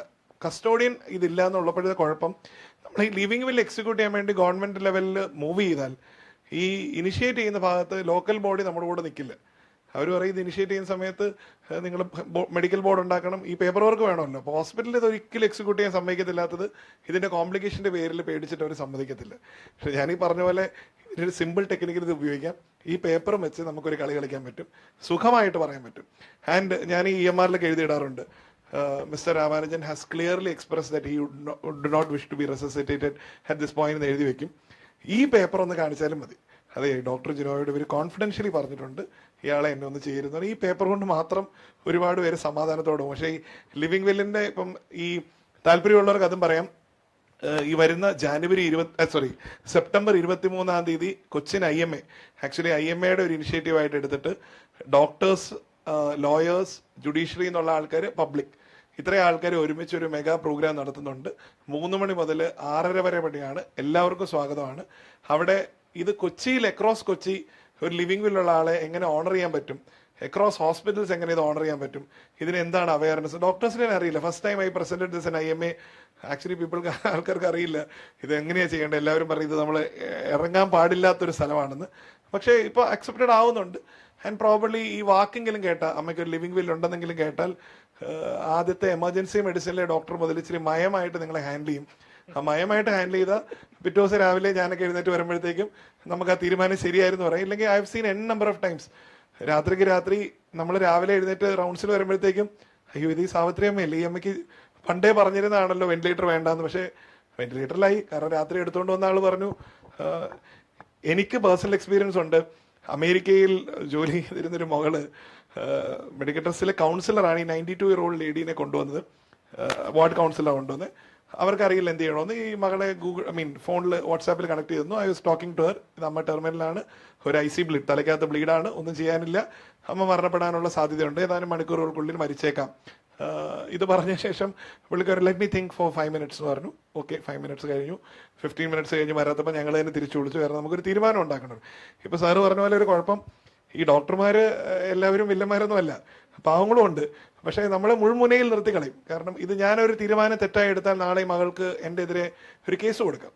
ഇപ്പം ഞാൻ വെന്റിലേറ്റ് ചെയ്യുന്നില്ല, ഇതിൻ്റെ ഫ്യൂട്ടിലിറ്റി ഓഫ് കെയർ ഒക്കെ കോർട്ടിൽ പോയി പ്രൂവ് ചെയ്യണമെങ്കിൽ എൻ്റെ പ്രാക്ടീസും എൻ്റെ കാശും കളഞ്ഞ് ഞാൻ ഈ കോടതിയിൽ കയറി ഇറങ്ങി നടക്കണമെന്നുള്ളതുകൊണ്ട് എന്തെങ്കിലും ഡിസ്പ്യൂട്ടുള്ള ഫാമിലി ആണെങ്കിൽ എന്നെ ഫ്രെയിം ചെയ്തായിരിക്കും എല്ലാവരും രക്ഷപ്പെടുന്നത്. അപ്പോൾ അതുകൊണ്ട് ബോധമുള്ള ഒരു ഡോക്ടറും എഴുതി വാങ്ങിക്കാതെയും പേപ്പർ ഒപ്പിടാതെയും ചെയ്യില്ല. അപ്പോൾ ഈ പോയിന്റിൽ ഈ മകള് വിളിച്ചപ്പോൾ മകള് പറഞ്ഞു, I checked the flight tickets. It's Thanksgiving in US. It'll be expensive for me to come down now. You hold on, YouTuber, and wait for, nurse ആണ് കേട്ടോ, you wait for next 14 days. അപ്പം തന്നെ 14 ദിവസം എന്തായാലും ഇത് പിടിച്ചു നിൽക്കില്ല. പക്ഷേ ഇവരിങ്ങനെ പറഞ്ഞ സ്ഥിതിക്ക് എനിക്കൊന്നും ചെയ്യാൻ പറ്റില്ല. ഞാൻ എൻ്റെ MS-നോട് ചോദിച്ചു. MS-ഉം പറഞ്ഞു ഇവർ ഒരേ ഒരു മോളാണ്, ഇവരിങ്ങനെ പറഞ്ഞാൽ നീ എന്ത് ചെയ്യും? പല പ്രാവശ്യം പിന്നെ ഈ കൗൺസിലറെ കൊണ്ട് ഞാനൊന്ന് ഒപ്പിടിപ്പിക്കാൻ നോക്കി. കൗൺസിലറും ഈ കോൺവെർസേഷൻ കേട്ടുകൊണ്ട് ഹമ്പിനും വില്ലിനും അടുത്തില്ല. ഈ അമ്മയ്ക്ക് ഒരു പക്ഷേ ആഗ്രഹം ഉണ്ടായിരുന്നായിരിക്കാം, ഇല്ലായിരുന്നായിരിക്കാം. ഈ അമ്മേനെ ഇൻറ്റുബേറ്റ് ചെയ്തു, വെന്റിലേറ്ററിൽ കയറി, ഈ പറഞ്ഞ പോലെ ഗ്ലോറിഫൈഡ് ആയിട്ട് ICU ബെഡിൽ പോയി കിടന്നു. 14 ദിവസവും കിടന്നു, എൻ്റെ പ്രതീക്ഷകളെ അട്ടിമറിച്ചുകൊണ്ട്. പക്ഷേ വിധിയുടെ വിളയാട്ടം എന്ന് പറഞ്ഞ പോലെ ഈ മോള് നെടുമ്പാശ്ശേരി ലാൻഡ് ചെയ്ത് മെഡിക്കൽ ട്രസ്റ്റ് വരെ എത്തുന്ന സമയത്തിനുള്ളിൽ അമ്മ മരിച്ചു കിട്ടി. അപ്പോൾ അതൊക്കെ ചില സമയത്ത് ദൈവനിയോഗം എന്നൊക്കെ പറയാം. But at the end of the day നിങ്ങൾ ഈ എഴുതുന്ന പേപ്പറിനും നിങ്ങൾ ഈ പറയുന്ന കാര്യങ്ങൾക്കും വിലയുണ്ടാകണമെങ്കിൽ അതിന് ഇന്ത്യയിലെ സിസ്റ്റത്തിൽ എന്തെങ്കിലും ഒരു ഷോർട്ട് കട്ട് കണ്ടുപിടിച്ച് ഇത് ഒരാളെ സെറ്റാക്കി ഞാൻ മരിക്കാറായി ഈ ഡോക്ടറിൻ്റെ അടുത്ത് ഈ ആശുപത്രി കൊണ്ടുപോക്കോ, പുള്ളിക്ക് ഈ പേപ്പർ ഒന്ന് കാണിച്ചാൽ മതി എന്ന് പറഞ്ഞ് സെറ്റാക്കിയില്ലെങ്കിൽ നമ്മുടെ എഴുതി വെച്ച പേപ്പറൊക്കെ വെറുതെ ആവും. പിന്നെ നിങ്ങളുടെ കമ്മ്യൂണിറ്റിയിൽ എളുപ്പമായിരിക്കും, കാരണം നിങ്ങൾക്ക് സംസാരിക്കാൻ ആൾക്കാരുണ്ട്. They can execute it for you. But I think for the public living will execute ചെയ്ത് 4 പേർ ഒപ്പിടിപ്പിക്കുന്ന പരിപാടി എൻ്റെ ഈ 4 ലിവിങ് വിൽ ഞാൻ പ്രോസസ് ചെയ്തിട്ടുണ്ട്. 4 ഞാൻ ഇതുപോലെ തന്നെ പ്രോസസ്സ് ചെയ്ത് മര്യാദയ്ക്ക് MS-നെ വിളിച്ച് പറയും, മറ്റവരെ വിളിച്ച് പറയും, ഇതൊക്കെ പേപ്പറൊക്കെ ഉണ്ട് മാഡം, നമുക്ക് നൈസായിട്ട് ഇത് പറഞ്ഞു വിടാം എന്ന് പറഞ്ഞാൽ പറഞ്ഞു വിടും. അല്ലാതെ it will never happen in legal framework എന്നാണ് എനിക്കിപ്പോഴും തോന്നുന്നത്. It should happen some day. അതൊക്കെ വരും എന്ന് പ്രതീക്ഷിക്കാം. ഈ നിയമം, അതായത് ഇതൊരു ലോ ആണ്. ലോ മനുഷ്യനെ, ബോധമുള്ള മനുഷ്യനെ സഹായിക്കാനാണ് ലോ ഉണ്ടാവുള്ളൂ. അല്ലെ ലോ കൊണ്ട് ആർക്കും സുഖമൊന്നും കിട്ടാൻ പോകില്ല എന്നുള്ള കാര്യം നമ്മൾ മനസ്സിലാക്കണം. ഇത് സൊല്യൂഷൻ അല്ല. സൊല്യൂഷൻ ചർച്ച ചെയ്യണം. മെഡിക്കൽ പ്രൊഫഷൻസാണ് ചർച്ച ചെയ്യേണ്ടത്. എന്തുകൊണ്ട് ഉപദ്രവിക്കാതിരിക്കണമെങ്കിൽ ലിവിങ് വിൽ എഴുതി വയ്ക്കേണ്ട സാഹചര്യം ഉണ്ടായി എന്നുള്ളതാണ് ചർച്ച ചെയ്യേണ്ടത്. അതായത് എന്നെ ബുദ്ധിമുട്ടിക്കരുതെന്ന് ഉള്ള എഴുത്തന്നം. ഇത് ബുദ്ധിമുട്ടാണെന്ന് എല്ലാവർക്കും അറിയാം, പക്ഷെ ബുദ്ധിമുട്ടിക്കരുതെന്ന് എഴുത്തന്നാലേ ബുദ്ധിമുട്ടിക്കാതിരിക്കുകയുള്ളൂ എന്ന ഗതികേടിൽ എത്തിച്ചത് എങ്ങനെയെന്നുള്ളതാണ് നമ്മൾ മെഡിക്കൽ പ്രൊഫഷൻസാണ് ഇത് ഏറ്റവും കൂടുതൽ ചർച്ച ചെയ്യേണ്ടത്. കമ്മ്യൂണിറ്റിനെ കുറ്റം പറഞ്ഞിട്ട് കാര്യമൊന്നുമില്ല. അതായത് ഒരു സമയത്ത് ഞങ്ങളൊക്കെ പറയും IV ഫ്ലൂയിഡ് റിലേറ്റീവ് വന്ന്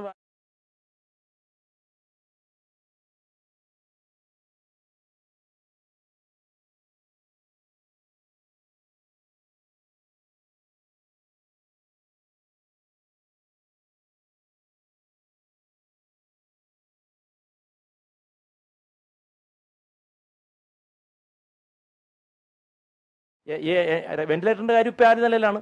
കുറേ പേര് അനാവശ്യമായിട്ട് വെന്റിലേറ്റർ ഇട്ടു. വെന്റിലേറ്റർ ഇട്ടത് എന്തോ വലിയ കാര്യമാണെന്നുള്ളതാണ് ജനം മനസ്സിലാക്കി വെച്ചിരിക്കുന്നത്. അപ്പോൾ അവർ തിരിച്ചു പറയാണ്. അതുപോലെ തന്നെ ആൻറ്റിബയോട്ടിക്കിൻ്റെ കാര്യം അത് വളരെ ക്ലിയർ എക്സാമ്പിളാണ്. ഒരു സമയത്ത് നമ്മൾ പറയുന്നത് വീട്ടുകാർ വന്ന് ആൻറ്റിബയോട്ടിക് നിർബന്ധിക്കണം, അതുകൊണ്ട് ഞാൻ ആൻറ്റിബയോട്ടിക് എഴുതി. ഇത് ആരാ ആദ്യം എഴുതി പഠിപ്പിച്ചത്? എഴുതി പഠിപ്പിച്ച ഡോക്ടർമാരല്ലേ? ആൻറ്റിബയോട്ടിക് കൊണ്ടാണ് ഇത് സുഖമാകണമെന്ന് പഠിപ്പിച്ച് മുഴുവൻ ഡോക്ടർമാരല്ലേ? ഡോക്ടർമാർ തിരിച്ചു പറഞ്ഞപ്പോൾ ഇപ്പോൾ ഇത് സമൂഹം മാറിയത്. ഇപ്പോൾ ആൻറ്റിബയോട്ടിക് വരുമ്പോൾ ഡോക്ടർ ആൻറ്റിബയോട്ടിക് വേണമെന്ന് ചോദിക്കുന്നുണ്ടല്ലോ. എന്തുകൊണ്ടാണ്? പ്രൊഫഷണൽസ് അടക്കം പറഞ്ഞു ഇത് വലിയ പ്രശ്നമാണ്. കാര്യം ഇപ്പോഴാണ് ബോധ്യമായത്. അതായത് ആൻറ്റിബയോട്ടിക് എഴുതി ഭാവിയിൽ ഒത്തിരി പ്രശ്നമാകുന്നു, ഡോക്ടർമാർക്കും ആശുപത്രിക്കും ബോധ്യമായി, വലിയൊരു പ്രശ്നം ഉണ്ടാകുന്ന ബോധ്യമായപ്പോൾ ജനങ്ങളോട് തിരിച്ച് പറഞ്ഞു തുടങ്ങിയപ്പോൾ ജനം പറഞ്ഞല്ലോ അത് ഇതായിട്ട്. അപ്പോൾ ഇത് ചർച്ച ചെയ്യേണ്ടത് ജനങ്ങളല്ല, മെഡിക്കൽ പ്രൊഫഷൻസ് തന്നെ ചർച്ച ചെയ്തേ പറ്റൂ. ഈ ഗതികളുടെ സമൂഹത്തെ എങ്ങനെ എത്തിച്ചു എന്നുള്ള ചർച്ച ചെയ്തിട്ടുണ്ടെങ്കിൽ ആൻസർ കിട്ടും. അതായിട്ട് എനിക്ക് തോന്നുന്നു ഇത് ഡോക്ടർ ജിനോ പറഞ്ഞൊരു പോയിന്റ്, ഇത് പലപ്പോഴും ഗിൽട്ടാണ്. ഞാൻ വേണ്ടതൊക്കെ ചെയ്തോ എന്നുള്ളൊരു ഗിൽട്ടാണ്. അപ്പോൾ ഒരു പേപ്പറിൽ നമ്മൾ നിങ്ങൾ അത് രേഖപ്പെടുത്തി വച്ചാലും നിങ്ങൾ അമിതമായിട്ട് സ്നേഹിക്കേണ്ട നിങ്ങളുടെ മക്കൾ വന്ന് നിങ്ങളുടെ ഡോക്ടറിൻ്റെ അടുത്ത് പറയും, ഡോക്ടറെ വികാരഭരിതമായിട്ട് പറയും, ഡോക്ടർ എല്ലാം ചെയ്യൂ, എന്നാ അങ്ങനെ പറയുമ്പോൾ അത് ഡോക്ടർക്ക് അടി കിട്ടാതെ ഇരിക്കാനും ജയിലിൽ പോകാതെ ഇരിക്കാനും കോടതിയിൽ കയറാതെ ഇരിക്കാൻ താല്പര്യമുള്ള ഡോക്ടേഴ്സ് അത് ഐസിയുയിൽ കയറ്റും. അവിടെ നിങ്ങളൊരു ഭദ്രമായിട്ട് ഒരു കടലാസ് എഴുതി വച്ചു എന്ന് പറഞ്ഞുകൊണ്ട് നിങ്ങൾക്ക് അതിൽ പ്രൊട്ടക്ഷൻ കിട്ടാൻ പോണില്ല. അപ്പോൾ ഇവിടെ ഇരിക്കുന്ന നിങ്ങൾക്ക് അങ്ങനെ ഇത് ഒരു അഡ്വാൻസ് ഡയറക്റ്റീവ്സും കൊണ്ട് എന്താണെന്ന് വെച്ചാൽ നിങ്ങൾക്ക് സ്ട്രക്ചർ കിട്ടും. ഇന്ന സാഹചര്യത്തിൽ എനിക്കിത് വേണം, ഇത് വേണ്ട, ഈ ഒരു സാഹചര്യത്തിൽ എനിക്കിത് വേണം, ഇത് വേണ്ട, ആ സ്ട്രക്ചർ കിട്ടും. പക്ഷെ അത് എങ്ങനെ ഇംപ്ലിമെൻറ്റ് ചെയ്യാം? കാരണം നിങ്ങൾ സ്വമേധയല്ലല്ലോ നിങ്ങൾ ഹോസ്പിറ്റലിൽ ഒരു ക്രൈസിസിൽ പോകുന്നത്, നിങ്ങളെ കൊണ്ടുപോകുന്ന ആൾക്കാർ നിങ്ങൾക്ക് വേണ്ടപ്പെട്ട ആൾക്കാരാണ്, നിങ്ങൾ അധികം സ്നേഹിക്കുന്ന ആൾക്കാരാണ്. അവർ ആ സമയത്ത് അവരുടെ ആ ഇമോഷണൽ സ്റ്റേറ്റിൽ അവർക്ക് യുക്തി വർക്ക് ചെയ്യില്ല. അപ്പോൾ എന്താ ചെയ്യേണ്ടതെന്ന് വെച്ചാൽ നിങ്ങളിപ്പോൾ എന്താ ചെയ്യേണ്ടതെന്ന് വെച്ചാൽ നിങ്ങൾ ഫാമിലി വേണ്ടപ്പെട്ട ആൾക്കാരായിട്ട് നിങ്ങൾ സംസാരിക്കുക. ഒരു പക്ഷേ നിങ്ങൾ ഈ എഴുതി വെച്ച സാധനം ഒരു വീഡിയോ ആയിട്ട് ഉണ്ടാക്കി നിങ്ങളുടെ ഫാമിലി മെമ്പേഴ്സിന് അയച്ചും കൊടുക്കുക, നിങ്ങളുടെ ഡോക്ടറിന് അയച്ചു കൊടുക്കുക. അത് റെക്കോർഡായിരിക്കും. അപ്പോൾ ആ ഒരു സംഭവം what you want to be done അത് പേപ്പറിൽ എഴുതി വെക്കുന്നത് ഒരു ഔപചാരികതയാണ്, അത് ലീഗലാണ്. പക്ഷെ what you want to be done അത് നിങ്ങൾ സ്നേഹിക്കുന്ന ആൾക്കാർ, people who will take decision on your behalf when you can't take, അവർക്ക് അത് അറിഞ്ഞിരിക്കണം, അത് റെക്കോർഡായിട്ട് ഇരിക്കണം. കാരണം ഇത്തിരി നാൾ കഴിയുമ്പോൾ മറന്നുപോകും, സംസാരം മറന്നുപോകും. പക്ഷെ ഒരു റെക്കോർഡായിട്ട് ഒരു വീഡിയോ റെക്കോർഡായിട്ട് സാധനം ഉണ്ടെങ്കിൽ അത് കാലാകാലങ്ങളായിട്ട് അത് നിങ്ങൾ മരിച്ചു കഴിഞ്ഞാലും അത് നോക്കാം, അമ്മ അങ്ങനെ പറഞ്ഞിരുന്നു, റൈറ്റ്? അപ്പോൾ അതൊക്കെ ഞാൻ പേഴ്സണൽ എക്സ്പീരിയൻസ് കൊണ്ട് പറയുന്നതാണ്. അങ്ങനെ ഇത് ലിവിങ് വില്ലല്ല, ഞാനൊരു പൂച്ചേനെ തളവിലിരിക്കുന്ന ഒരു വീഡിയോ എടുത്തപ്പോൾ അമ്മയുടെ ശബ്ദം ബാക്കിൽ പാവം കിടന്നുറങ്ങി എന്നുള്ളത് ആ വീഡിയോ ഇടയ്ക്ക് ഞാൻ കാണും. അമ്മ അതിൽ കാണാൻ പറ്റില്ല, പക്ഷെ അമ്മയുടെ ശബ്ദം അതിൽ കേൾക്കാം, റൈറ്റ്? അപ്പോൾ ഇതൊക്കെ ഓപ്ഷൻസ് ആണ്, നിങ്ങൾക്ക് ചിന്തിക്കാവുന്ന കാര്യങ്ങളാണ്, അതൊക്കെ നടപ്പിലാവുന്ന കാര്യങ്ങളാണ്. ഞാൻ ലിവിങ് വില്ല എഴുതിയിട്ടുണ്ട്. പക്ഷേ എൻ്റെ മക്കളോട് ഫുള്ളായിട്ട് പറഞ്ഞിട്ടാണ് ഇവിടെ എഴുതിയിട്ടുള്ളത്. പക്ഷേ ഇപ്പം എനിക്ക് ബോധമില്ലാത്തൊരവസ്ഥയിൽ ഞാൻ എത്തി. എന്നെ ഹോസ്പിറ്റലിൽ ഇവിടുന്ന് കൊണ്ടുപോവാ. I have to take the original thing, no? So it must be with the bless, right? No, that is I have to clarify that. The original is kept with me. അല്ലേ? ബ്ലസ്സിൻ്റെ അടുത്ത് കോപ്പി ഉണ്ട്. Madam ഒരു കാര്യം ചെയ്യും, മാഡത്തിൻ്റെ കയ്യിൽ written document ഉണ്ടല്ലോ, അത് വായിച്ചൊരു വീഡിയോ ഉണ്ടാക്കുക. മൊബൈൽ ഉണ്ടല്ലോ, മൊബൈലിന് മുമ്പിൽ നിർത്തിയിട്ട് ഒരു വീഡിയോ ഉണ്ടാക്കുക, റൈറ്റ്? എന്നിട്ട് ആ വീഡിയോ ഈ ബ്ലസ്സിന്റെ ആൾക്കാർക്ക് ഒരു കോപ്പി അവർക്ക് കൊടുക്കുക. മാഡത്തിന്റെ മക്കള് ഉണ്ടോ?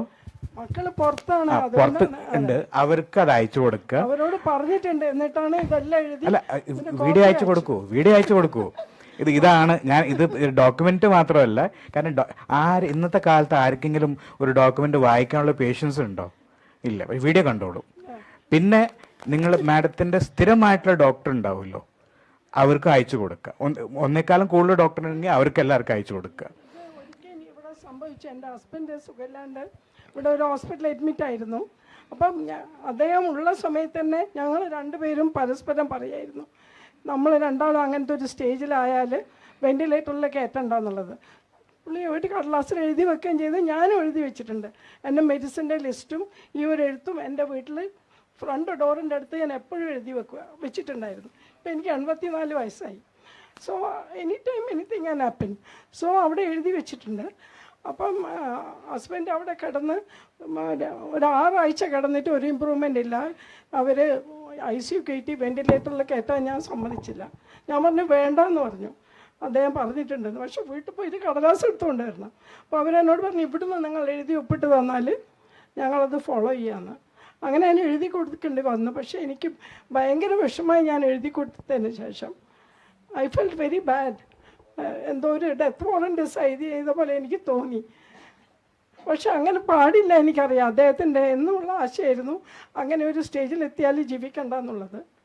പക്ഷേ ഇവൻ പീസ്ഫുള്ളി കയറ്റിയില്ല. പിന്നെ മാഡം ഇപ്പോൾ പറഞ്ഞൊരു വാക്കുണ്ടല്ലോ, അങ്ങനെ എഴുതി കൊടുത്തു. അപ്പൊ അതിൽ വരുന്നൊരു വികാരം കൈ ഒഴിഞ്ഞു വിട്ടുകൊടുത്തു എന്നുള്ള ഒരു വികാരം അതിൽ വരുന്നുണ്ട്. വന്നു എന്താണെന്ന് വെച്ചാൽ ഞാൻ ഒറ്റക്കായിരുന്നു, ആരും എനിക്ക് സപ്പോർട്ട് ഉണ്ടായില്ല, കുട്ടികളൊന്നും അടുത്തുണ്ടായിരുന്നില്ല. അപ്പം മാഡത്തിന്റെ കാഴ്ചപ്പാട് ഞാനിപ്പോൾ മാറ്റിത്തരാം. അല്ല, ഞാൻ പറയാണ്, ഒന്ന് ശ്രദ്ധിച്ചാൽ മതി. കാഴ്ചപ്പാട്, കാരണം ഈ മാഡത്തിന്റെ ശബ്ദത്തിലാണ് ഒരു വികാരം, അത് ശബ്ദം ഇസ് ബ്രേക്കിംഗ്, അത് വികാരം കൊണ്ട്. കാരണം എവിടെയോ അത് ലെറ്റ് ഗോ. അതെ, അല്ല ഞാൻ പറഞ്ഞുതരാം. റീസൺ എന്താണെന്ന് വെച്ചാൽ, ഇപ്പോൾ നമ്മൾ ICUവിൽ കിടത്തി കൊടുക്കുന്ന കെയറിന് ക്രിട്ടിക്കൽ കെയർ എന്ന് പറയും, റൈറ്റ്? ഇപ്പോൾ ക്രിട്ടിക്കൽ കെയറിൻ്റെ ഭാഗമായിട്ട് ക്രിട്ടിക്കൽ കെയർ ആർക്കാ കൊടുക്കേണ്ടത്? സംബഡി ഹൂസ് ക്രിട്ടിക്കലി ഇൽ അല്ലേ? ഹൂ ഇസ് ക്രിട്ടിക്കലി ഇൽ? ഏത് നിമിഷവും മരണപ്പെടാം, പക്ഷേ ആ അവസ്ഥയിൽ എത്തിച്ച രോഗം അല്ലെങ്കിൽ പരിക്ക് തരണം ചെയ്യാൻ പറ്റും, പക്ഷെ സാവകാശമില്ല. ഈ സാവകാശം ഉണ്ടാക്കലാണ് ക്രിട്ടിക്കൽ കെയർ, റൈറ്റ്?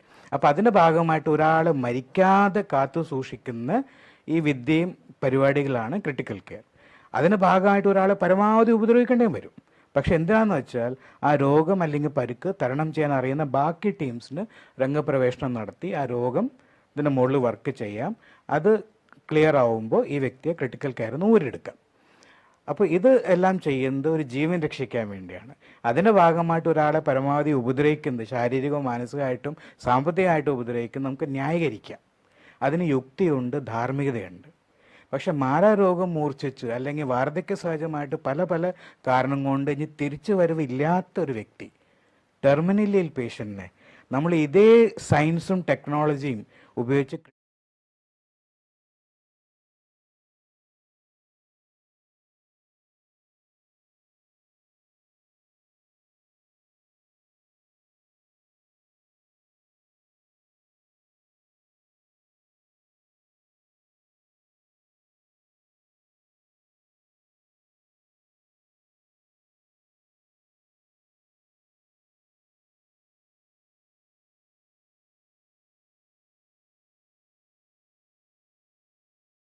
സംരക്ഷണത്തിൻ്റെ ഒരു വലയം ഉണ്ടാക്കി കൊടുത്താണ്. You protected him, right? You did not let him go. You protected him from harm in the end stage. That is the point I wanted to make. ഹോമിൽ ഇവിടെ ചെയ്യാവുന്നത്, ഇവിടെ ഡോക്ടേഴ്സും ഉണ്ട്, നേഴ്സസും ഒക്കെ ഉണ്ട്. ഇവിടെ എല്ലാ മെഡിസിനും അത്യാവശ്യം എടുത്തു വയ്ക്കുക.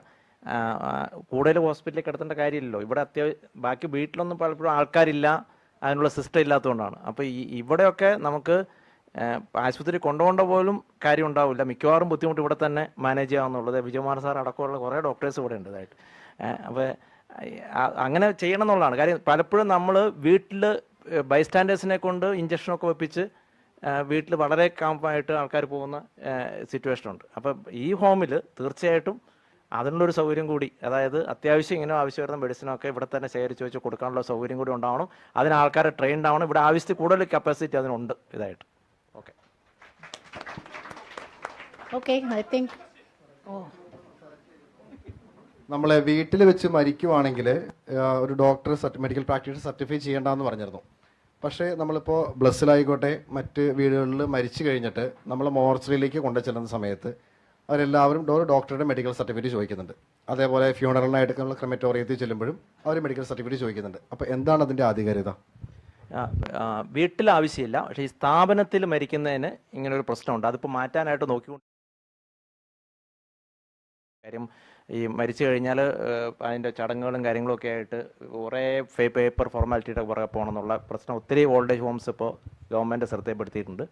അപ്പോൾ അത് പരിഹരിക്കാനായിട്ട് നോക്കിയിട്ടുണ്ട്. വീട്ടിലെന്തായാലും വേണ്ട, വീട്ടിലാകെ വേണ്ടത് ഇവർ ക്രെമറ്റോറിയത്തിൽ കൊണ്ടുപോകുകയാണെങ്കിൽ അവിടുത്തെ പഞ്ചായത്ത് മെമ്പറുടെ ഒരു സർട്ടിഫിക്കറ്റ്, ഇവിടെ ഇന്ന രോഗി വീട്ടിൽ കിടന്ന് മരിച്ചതാണ്. അതെന്തിനാണെന്ന് വെച്ചാൽ വേറെ സംശയങ്ങളൊന്നും ഇല്ലയെന്ന് ഉറപ്പിക്കുന്നതിന് വേണ്ടി മാത്രമേ ഉള്ളൂ. പഞ്ചായത്ത് മെമ്പർ സർട്ടിഫിക്കറ്റ് ആവാം, അല്ലെങ്കിൽ ഏതെങ്കിലും ഒരു ഡോക്ടർ അവിടെ എഴുതിയാൽ അതും ആകാം. ആരുടെങ്കിലും ഒരു പേപ്പർ മതി. ഇങ്ങനെ ഇന്ന വീട്ടിൽ കിടന്ന് ഇന്ന ദിവസം മരിച്ചതാണ്, അവരെ ക്രെമറ്റോറിയത്തിൽ ഇത് ചെയ്യണം എന്നുള്ള രീതിയിൽ എഴുതി കൊടുത്താൽ മതി. സാർ ഇപ്പോൾ ഈ നമ്മൾ മോർച്ചറിയും സെയിം തന്നെ സാറേ? ഇപ്പോൾ ഇല്ലില്ല സാറേ, എല്ലാ ഹോസ്പിറ്റലിലും രാജഗിരി, കാർമൽ ഉൾപ്പെടെ എല്ലാ ഹോസ്പിറ്റലിലും കൃത്യമായിട്ട് അവരോട് എഴുതി വെച്ചിട്ടുണ്ട്, ഡോക്ടറുടെ സർട്ടിഫിക്കറ്റ് ഇല്ലാതെ ഒരു കാരണവശാലും ബോഡി മോർച്ചറിയിൽ സ്വീകരിക്കില്ല. മോർച്ചറി സ്വീകരിക്കുന്നില്ല നമ്മുടെ ആശുപത്രികൾ, നമ്മളുടെ എല്ലാ ആശുപത്രികളും ചികിത്സിക്കില്ല. അതാ ഒരു പ്രശ്നം. മിക്കവാറും എല്ലാവർക്കും പലർക്കും മോർച്ചറി കൊണ്ടുപോയി വെക്കേണ്ട ഒരു സാഹചര്യമാണ് നമ്മുടെ നാട്ടിൽ. അവിടെ പ്രശ്നം വരുന്നത് ഇവിടെ ഈ മോർച്ചറി സ്വീകരിക്കാത്തതുകൊണ്ട് ഈവൻ നമ്മൾ എമർജൻസി കേട്ടിട്ട് അവിടെ ബ്രോഡ് ഡെഡ് എന്ന് എഴുതിപ്പിച്ച് അങ്ങനെയൊക്കെ കൊടുക്കേണ്ടി വരും. അത് മോർച്ചറി സ്വീകരിക്കുന്നില്ല ആരും. അത് ഞാൻ പറഞ്ഞത് ഇത് ഹോസ്പിറ്റൽസ് കോംപ്ലിക്കേറ്റഡ് ആക്കി ഇവിടെ ചെറിയ ഹോസ്പിറ്റലൊക്കെ സ്വീകരിക്കുന്നുണ്ട്. മോക്ഷ നിർമ്മല, സെന്റ് ജോർജ് ഹോസ്പിറ്റൽ അവിടെ ഒന്നും പ്രശ്നമില്ല. അവിടുത്തെ അടുത്ത പഞ്ചായത്ത് മെമ്പറിന്റെ ലെറ്റർ മതി ഇതായിട്ട്. അപ്പോൾ ഈ പല ആൾക്കാരും പല ഹോസ്പിറ്റൽസിന്റെ ഒരു രീതി പോകുമ്പോഴുള്ളൊരു കോംപ്ലിക്കേഷനാണിത്. അതാണ് ഞാൻ റൂട്ട് കോസ് അതാണ്. ആ റൂട്ട് കോസ് എങ്ങനെ അഡ്രസ്സ് ചെയ്യണമെന്ന് വെച്ചിട്ടുണ്ടെങ്കിൽ നോക്കുക, വീട്ടിൽ കിടന്ന് മരിക്കാൻ നിർത്തിയുള്ളൂ. രാജഗിരിയുടെ കാര്യം പറഞ്ഞുകൊണ്ട് ഞാൻ പറയാം. ഒരു എക്സാമ്പിൾ കഴിഞ്ഞ മാസം ഉണ്ടായി. ഒരു പേഷ്യൻറ്റിൻ്റെ മകനാണ് അവർ വീട്ടിൽ കിടന്ന് ആണ് ലാസ്റ്റ് പ്ലാൻ ചെയ്തത്. പക്ഷെ ഒരു റിക്വസ്റ്റ് പറഞ്ഞു, വേറൊരു സിബ്ലിംഗ് വിദേശത്താണ്, അപ്പോൾ ഇത് മരണപ്പെടുമ്പോൾ നമുക്ക് ഇത്തിരി 1-2 ദിവസം മോർച്ചറിയുടെ ആവശ്യം ഉണ്ടാവും, അപ്പോൾ ആ സമയത്ത് കാര്യങ്ങളൊന്ന് സ്മൂത്ത് ആക്കി തരണം എന്ന് പറഞ്ഞു. എൻ്റെ അടുത്താണ് വന്ന് കണ്ടത്. അപ്പം ഞാൻ ഈ കാര്യം നമ്മുടെ ഹോസ്പിറ്റലിലെ മാനേജ്മെൻറ്റായിട്ട് സംസാരിച്ചു, വേണ്ടപ്പെട്ട അച്ഛന്മാരായിട്ട് സംസാരിച്ചു. അപ്പോൾ ഇങ്ങനെ ഒരു ഡോക്ടർ ഇപ്പോൾ എൻ്റെ ഉത്തരവാദിത്തത്തിൽ പേപ്പർ വർക്കൊന്നും ഇല്ലാതെ അത് അറേഞ്ച് ചെയ്യാം എന്നുള്ള രീതിയിൽ ഏറ്റെടുക്കുകയാണെങ്കിൽ അത് ആക്കുകയെന്ന് പറഞ്ഞു. അപ്പോൾ ഹോസ്പിറ്റലിൽ ചില ചട്ടക്കൂടലുകളുണ്ട്, നമുക്ക് ഒഴിവാക്കാൻ പറ്റില്ല. പക്ഷേ ഞാൻ എൻ്റെ ഒരു കാരണം എനിക്കറിയാം, ഞാൻ കെയർ കൊടുത്തുകൊണ്ടിരിക്കുന്ന പേഷ്യൻ്റാണ്, ഇൻക്യൂറബിൾ പ്രോഗ്രസ് അഡ്വാൻസ് മെഡിക്കൽ കണ്ടീഷനാണ്, വീട്ടിൽ എൻഡ് ഓഫ് ലൈഫ് കെയറിന് വേണ്ടിയുള്ള എല്ലാ ഇൻസ്ട്രക്ഷൻസും ഞാൻ തന്നെയാണ് കൊടുത്തേക്കുന്നത്. അപ്പോൾ ആ പേഷ്യൻ്റ് മരിച്ചപ്പോൾ എന്നെ അടുത്ത് മകൻ വിളിച്ചു പറഞ്ഞു ഇങ്ങനെ അപ്പം മരിച്ചു, നമ്മളിവിടെ രാജഗിരിയിൽ മോർച്ചറിയിൽ കൊണ്ടുവരാണ്, ഓൺ ദ വേ ആണ്, ഒന്ന് ഡോക്ടർ ഒന്ന് അറേഞ്ച് ചെയ്യുമോ. അപ്പോൾ അങ്ങനെ വന്നപ്പോൾ ഞാൻ നേരത്തെ പറഞ്ഞു വെച്ചുകൊണ്ട് ഞാൻ പറഞ്ഞു, അച്ഛാ അന്ന് ഒരു പേഷ്യൻ്റെ കാര്യം ഞാൻ പറഞ്ഞിട്ടുണ്ടായിരുന്നില്ലേ, ആ പേഷ്യൻ്റ് മരിച്ചു, ഇന്ന് കൊണ്ടുവരാണ്, അപ്പോൾ വേറെ ബ്രോഡ് ഡെഡ് എന്നുള്ള രീതിയിലാക്കണ്ട, നേരത്തെ പറഞ്ഞു വെച്ചേക്കണ അതാണ്. ഡോക്ടർ എന്ന് പറഞ്ഞാൽ ശരിയാണ്, അപ്പോൾ ഇത് ഇവിടുത്തെ സെക്യൂരിറ്റിയുടെ DSOയുടെ അടുത്ത് വിളിച്ചു പറഞ്ഞോളൂ, എന്തെങ്കിലും ആവശ്യമുണ്ടെങ്കിൽ എന്നെ കോൺടാക്ട് ചെയ്താൽ മതി. അപ്പോൾ അങ്ങനെയും നമ്മൾ സിസ്റ്റത്തിൻ്റെ ഉള്ളിൽ നിന്ന് നമ്മൾ out of the box creative solutions കണ്ടെത്തണം. പക്ഷെ ബൈ ആൻഡ് ലാർജ് ബുദ്ധിമുട്ടാണെന്ന് അക്നോളജ് ചെയ്യുന്നു. പക്ഷെ ഇങ്ങനത്തെ ഞാനൊരു വീട്ടിൽ കിടന്ന് മരിക്കാൻ ഒരു കടലാസിന് ആവശ്യമില്ല എന്ന് ഞാൻ സാക്ഷിയാണ്, റൈറ്റ്? അതുപോലെ അത് നമ്മൾ സമൂഹം അറിഞ്ഞിരിക്കണം. അതേപോലെ ഹോസ്പിറ്റലും പ്ലാനിങ്ങോടെ നമ്മൾ ചെയ്യുകയാണെങ്കിൽ അതും സംഭവിക്കും. രാജഗിരിയിൽ സംഭവിച്ചിട്ടുണ്ട്. മരിച്ചു കഴിഞ്ഞ് മോർച്ചറി വെക്കുക എന്ന് പറയുന്നത് ഒരു മെഡിക്കൽ സാധനം അല്ല കേട്ടോ. അത് നാട്ടുകാർക്ക് വേണമെങ്കിൽ ഒരു മോർച്ചറി തുടങ്ങിയിട്ട് ആ നാട്ടിൽ മരിക്കുന്നവർ വെക്കാന്നുള്ളത് അതൊരു ഹോസ്പിറ്റലായിട്ട് യാതൊരു ബന്ധമില്ലാത്ത സാധനമാണ്. പിന്നെ ഹോസ്പിറ്റലിൽ ആൾക്കാർ കൂടുതൽ മരിക്കുന്നുണ്ട്, അത് അവിടെ ഒരു സാധനം അവർക്ക് വേണ്ടി ഉണ്ടാക്കിക്കണമാണ്. അപ്പോൾ അത് ഏറ്റവും ബെസ്റ്റ് സൊല്യൂഷൻ നാട്ടുകാർ എല്ലായിടത്തും മോർച്ചറി പഞ്ചായത്തിൽ തുടങ്ങാനാണ്. Okay, let's conclude the session. As we leave the session, may we carry with us the commitment to build networks of care that prioritize comfort over cure when the time calls for it, dignity over denial, and togetherness over isolation. Because graceful aging is not about how we live, it is how we care for one another all the way to the end. Thank you.